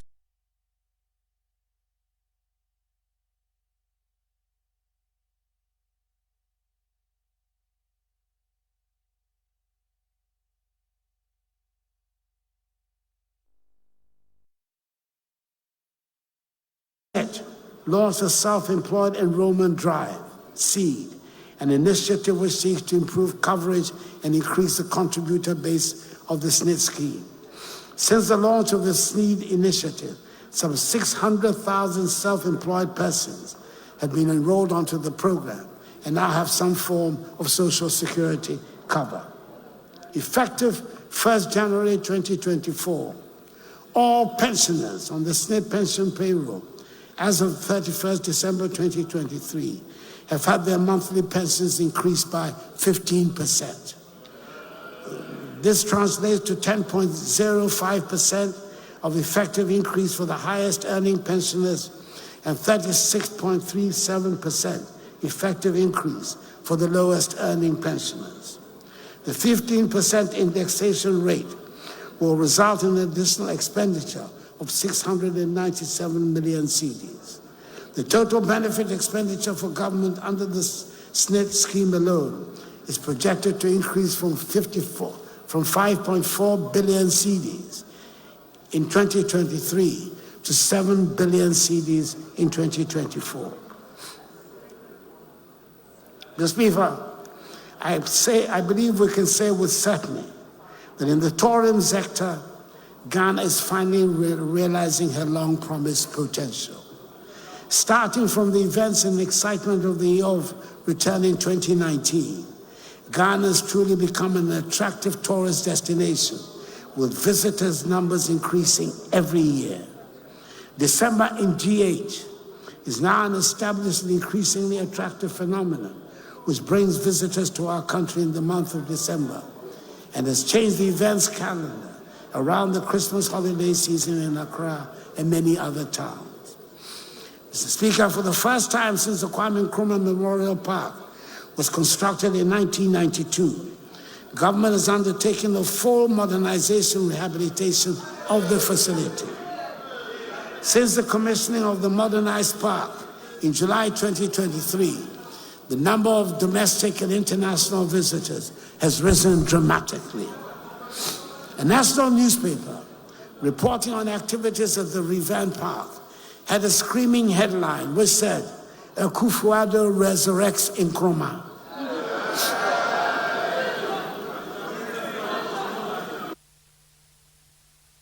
That gave me pause for a moment. But on reflection, I decided I would accept it, be it a compliment or criticism or an addition to the collection of sayings by elders. Whatever it is, since the commissioning, there have been 208,557 domestic and international visitors to the park between 14th July and 31st December 2023. Mr. Speaker, compare that, if you may, with the best performance until then, which was in the year of return in 2019, when there were 126,190 visitors in the year.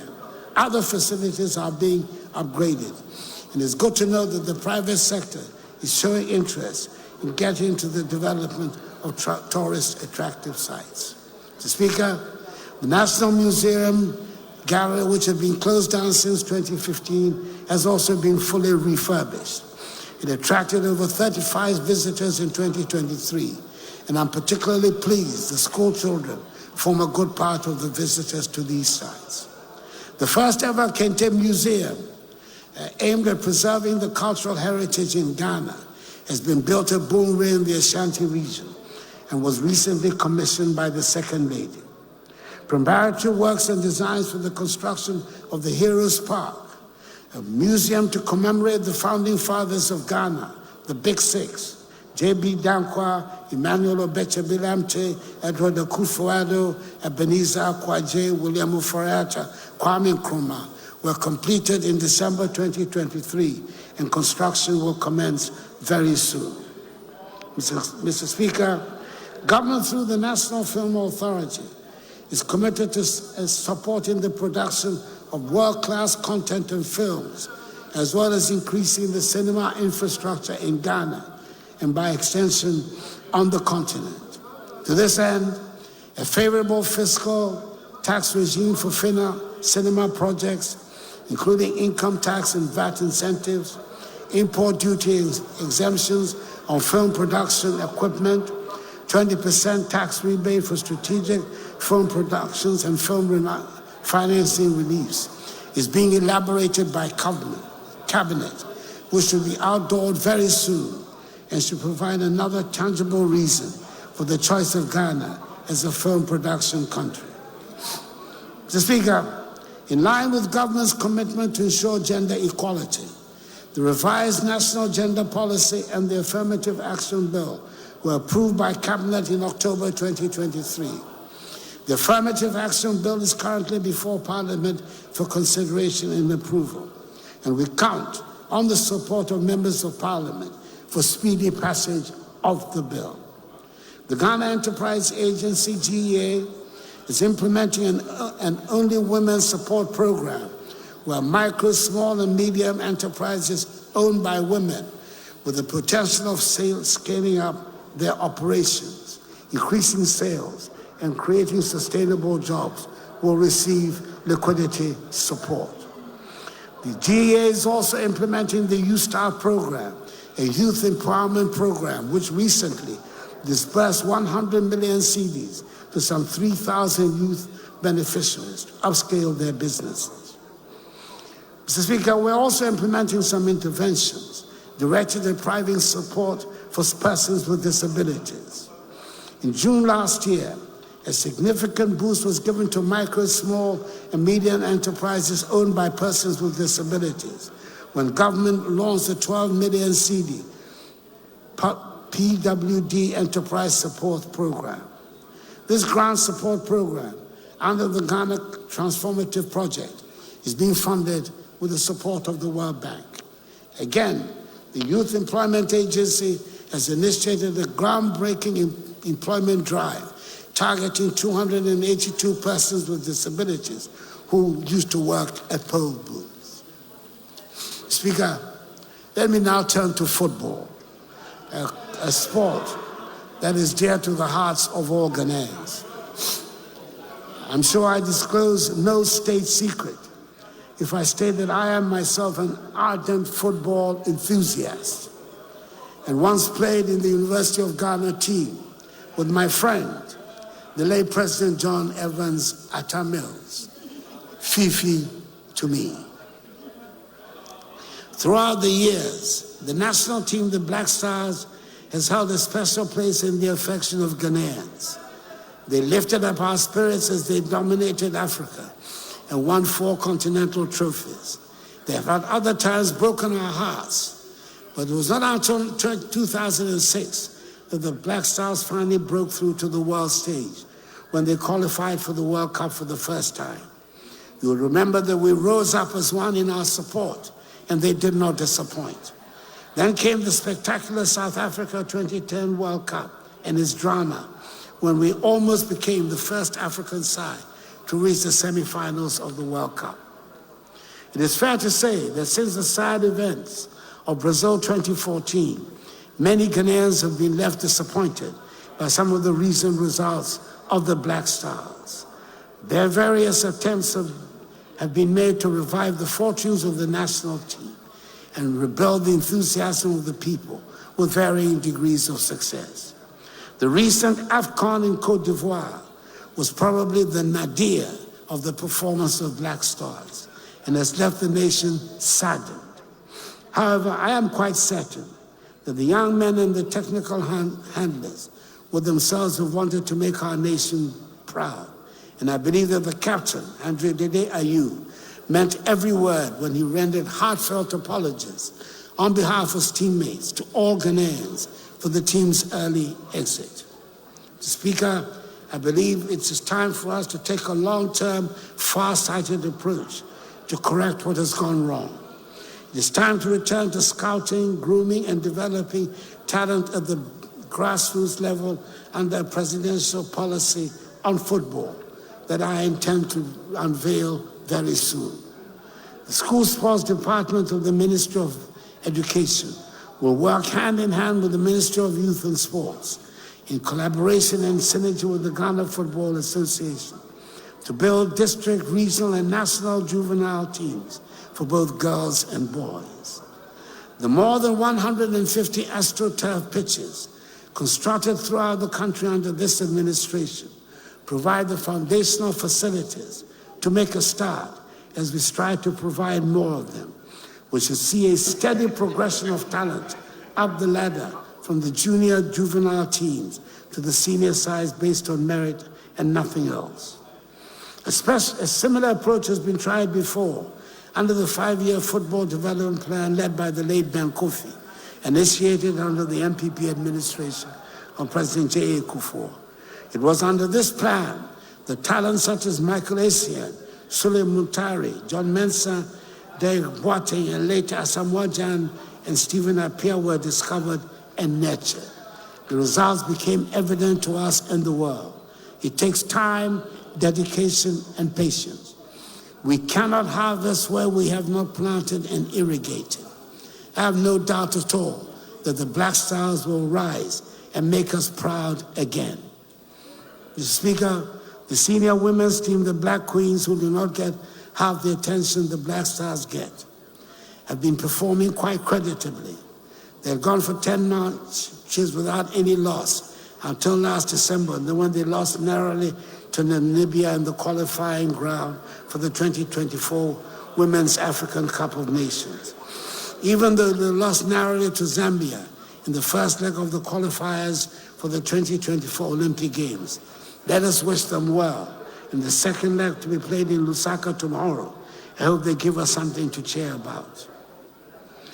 Mr. Speaker, it gives me great pleasure to report that all the preparations are ready for Ghana to welcome sportsmen and women from around the continent to participate in the 13th edition of the African Games. It seems incredible, but this is the first time that Ghana will be hosting these games. It's taken a lot of courage to have persisted with the decision to host the games, especially when our financial problem came in the midst of the preparations. But I am glad we went ahead. The preparations are all complete, and I was excited and very pleased with what I saw at Botima when I went to commission the Games Village some 2 weeks ago. We have high-class sporting facilities which will serve us well long after the Games are over. Some of the events will take place at the University of Ghana Sports Stadium.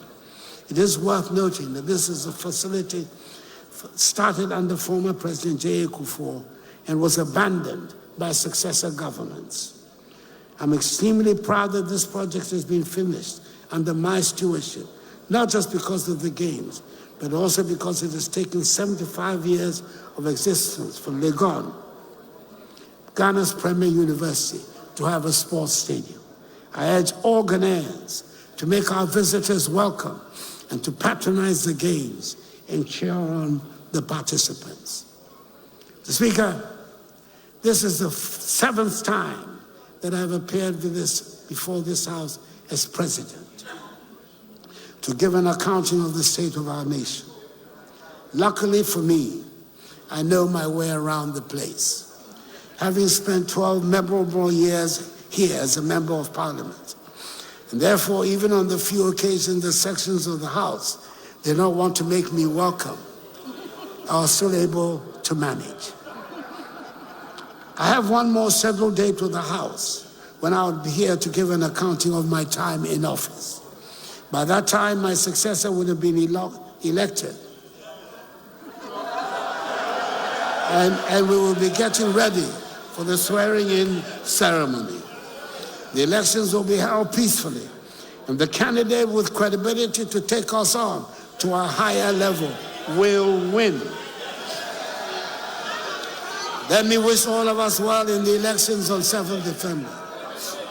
Before then, a number of important tasks lie ahead of us, one of which will be commissioning the Nana Adjumani Prempeh I International Airport in Kumasi, and naming the recently commissioned airport in Tamale, the Yakubu Tali International Airport of Tamale. Mr. Speaker, we stumbled, but we are rising again.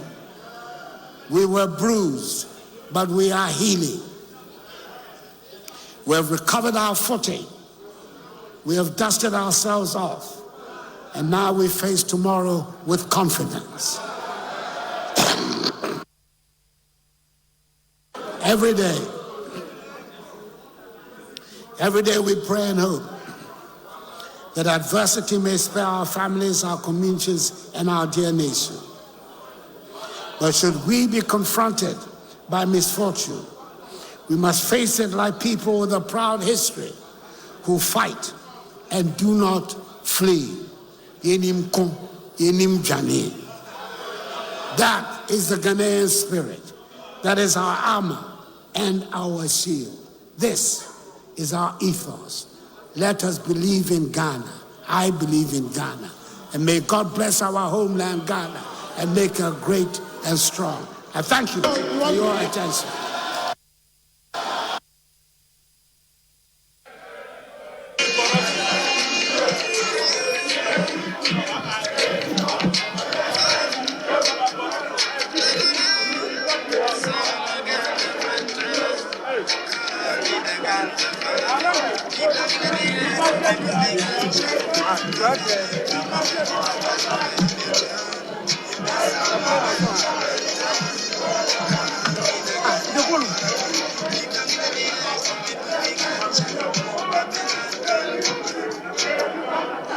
It's failing as well. No, you do.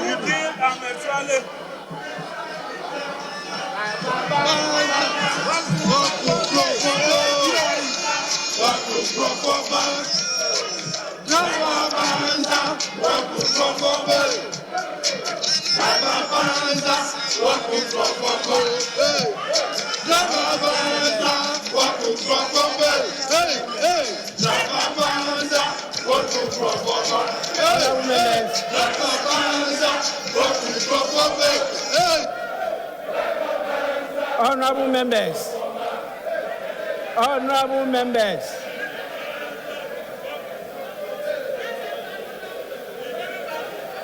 honorable members,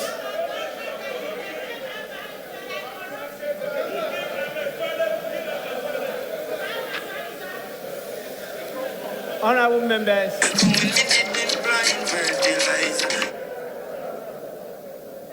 honorable members,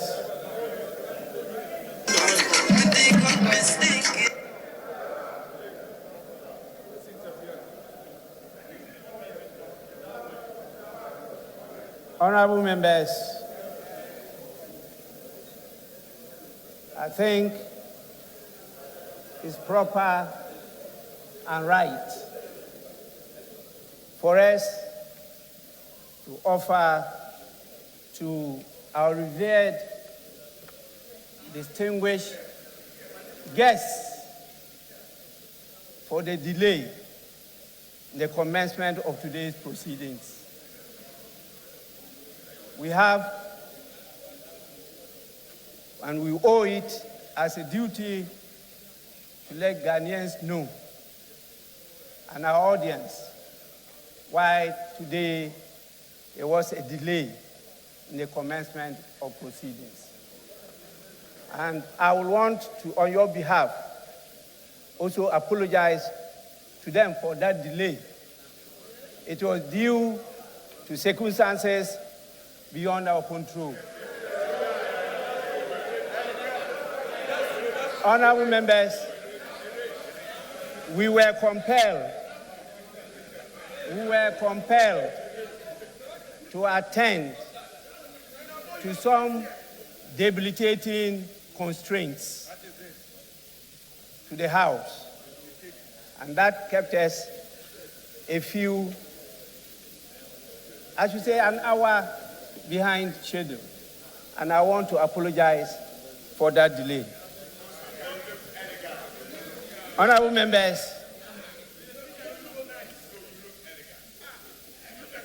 we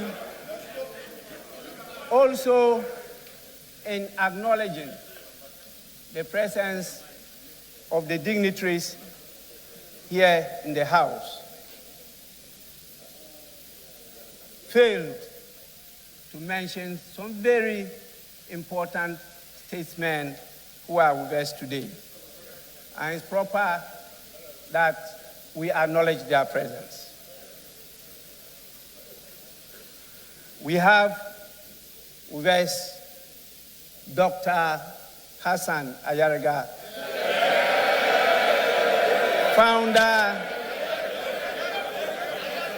founder of All People's Congress. We also have in our midst Mr. Ivor Kobina Greenstreet, who, as you all know, is a former Convention People's Party flag bearer. We also have the leader of the Liberty Party in the person of Mr. Kofi Akpaloo. Honorable members, the last but not the least is the Honorable David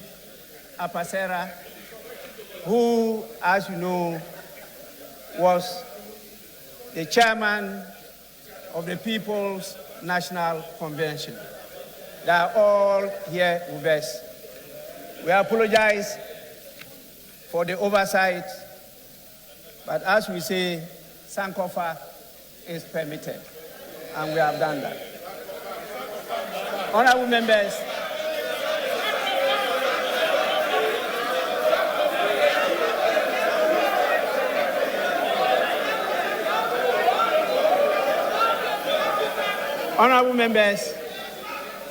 honorable members, the Speaker is very vigilant. And as I mentioned earlier on, the ability to catch the eye of the Speaker includes good behavior.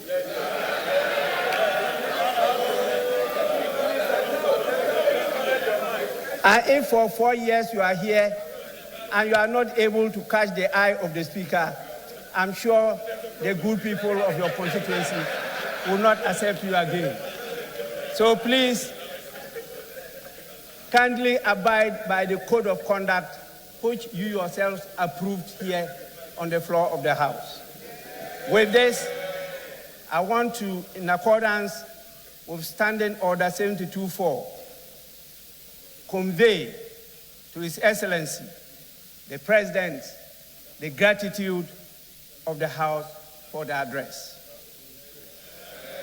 Honorable members, again, in accordance with the practice of this House, a formal communication will be forwarded to His Excellency the President after the House has thoroughly debated this address.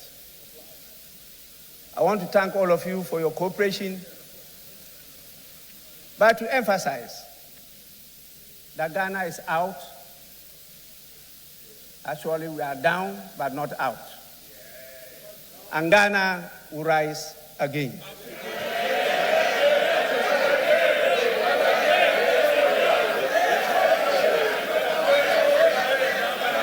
Honorable members, on this note, honorable members, I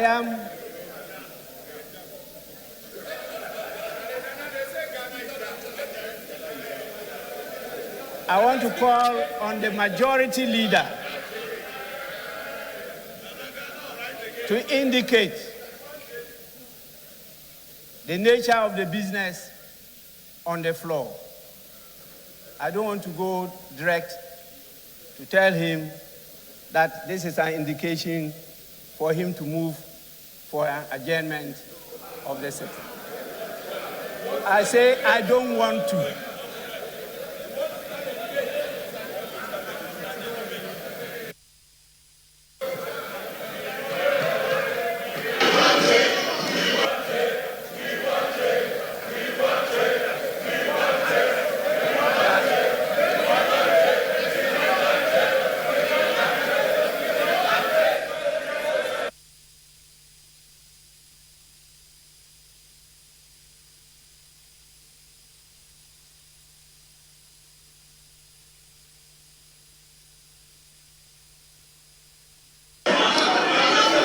Mr. Speaker, thank you for the opportunity. Mr. Speaker,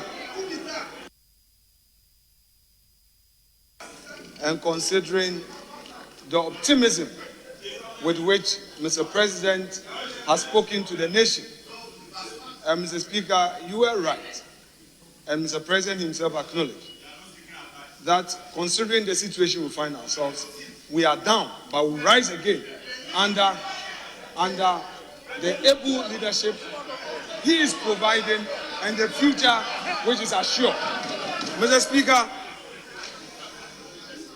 we are, by the practice of this House, ready to debate Mr. President's message.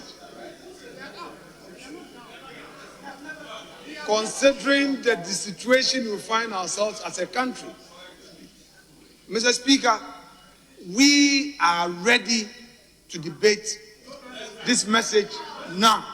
However, Mr. Speaker, as has been the practice, members would want to prepare. And I noticed that the minority leader was jotting down a lot of notes. I need to remind him that I have with me the 2014, 2013, and the 2016 State of the Nation Address. And all of these were full of lamentations. So, Mr. Speaker, I don't know what he was actually jotting down. But if it was a debate he was preparing for, Mr. Speaker, I want to assure him that we will face him with this optimism and remind him of the lamentations of 2013, 2014, 2015, and 2016. Mr. Speaker, without more, I shall pray that this House be adjourned to tomorrow at 10 in the forenoon or soon thereafter. Mr. Speaker, I so move, and I urge my colleague to second the motion. That is a practice. He should second. He should just second.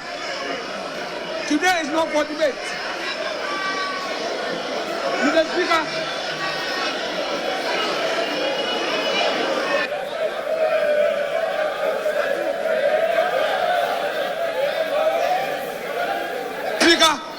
fortunately for me, my mentor and coach is still available. I'll still take tutorials. Yes, indeed. Yes, that is true. There was a smooth transition. There was a smooth transition. We had a smooth transition. We had a smooth transition. We had a smooth transition. Mr. Speaker, I am encouraging Dr. Foster to only second this motion. The rules of the House are very clear. It shouldn't go outside of the rules. Mr. Speaker, Honorable Akufo-Addo, please second the motion and let's adjourn.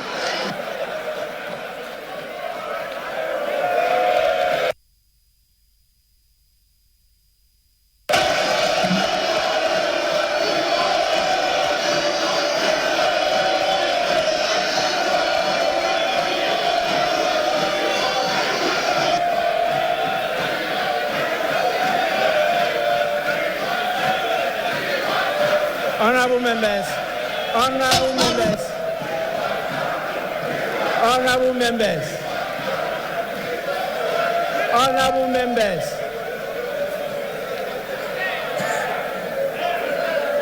Yes, minority leader. Right, Honorable Speaker, let me, on behalf of the NDC minority, thank His Excellency the President for his message on the state of our nation. But, Mr. Speaker, the unemployment situation in our country is at a critical point. Mr. Speaker, the Hansard will record me today. Mr. Speaker, the unemployment situation in our country is at a critical point. Yet, we did not hear a word from our president on this matter. Mr. Speaker, out of 33 million population, only 11.3 million are employed. This number includes peasant farmers.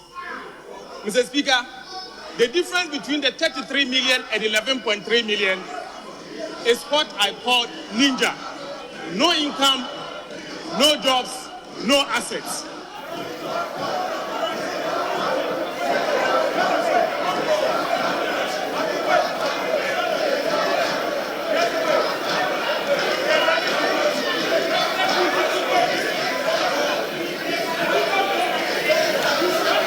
Honorable members, honorable members, honorable members.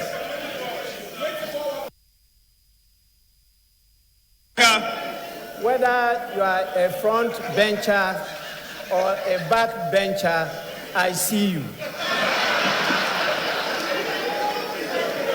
Minority leader, you may continue. Mr. Speaker, this means that 2 out of every 3 Ghanaian is unemployed. Mr. Speaker, 30% of our youth are jobless. and about 4.5 million Ghanaians plus, employable Ghanaians plus, are outside the labor force. So, Speaker, this simply means that this number have simply given up on their search for jobs because of years of frustration and disappointment. Mr. Speaker, the state of our nation is hopeless. No wonder that an ordinary Ghanaian, including professionals, are leaving our shores in droves, in search for greener pastures. Mr. Speaker, finally, Mr. Speaker, I am scandalized.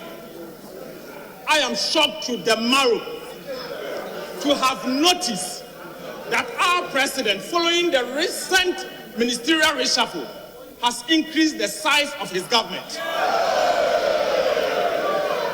Mr. Speaker, today we have a Minister of Finance Domestic and a Minister of Finance International.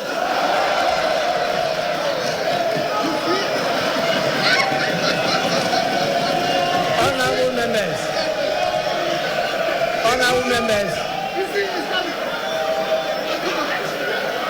Mr. Speaker. Honorable members. Mr. Speaker, $1 today is 13 cedis.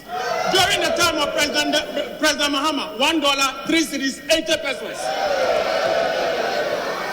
Mr. Speaker, a vote was started. Mr. Speaker, to conclude on this matter, Ghanaians voted for Vice President and are paying for the Vice President to support you to succeed. Mr. Speaker, you cannot fail, the President cannot fail alone. The President will have to fail together with the Vice President. So, Mr. President, you have failed with your Vice President.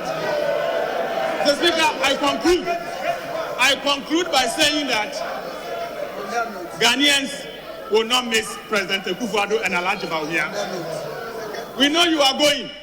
We can only wish you bye-bye. But you will never be missed. Mr. Speaker, I second the motion.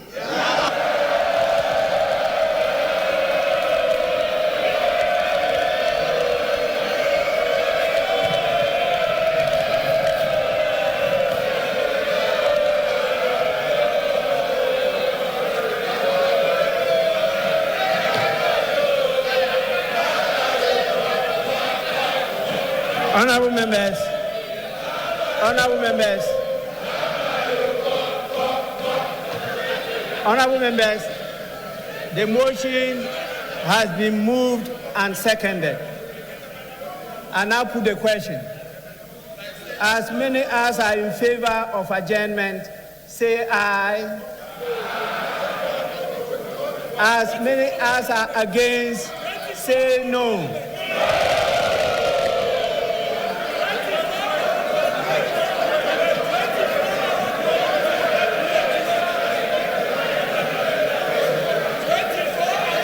Honorable members, I put the question again.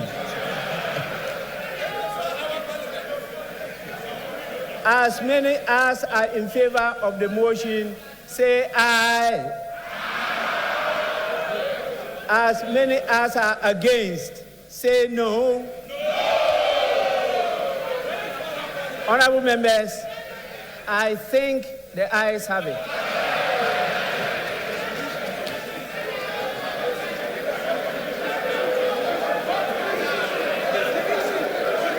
Honorable members, the ayes have it. The House is accordingly adjourned till Wednesday, 28th February 2024 at 10 o'clock in the forenoon. I thank all of you for your understanding and cooperation, and the House is adjourned.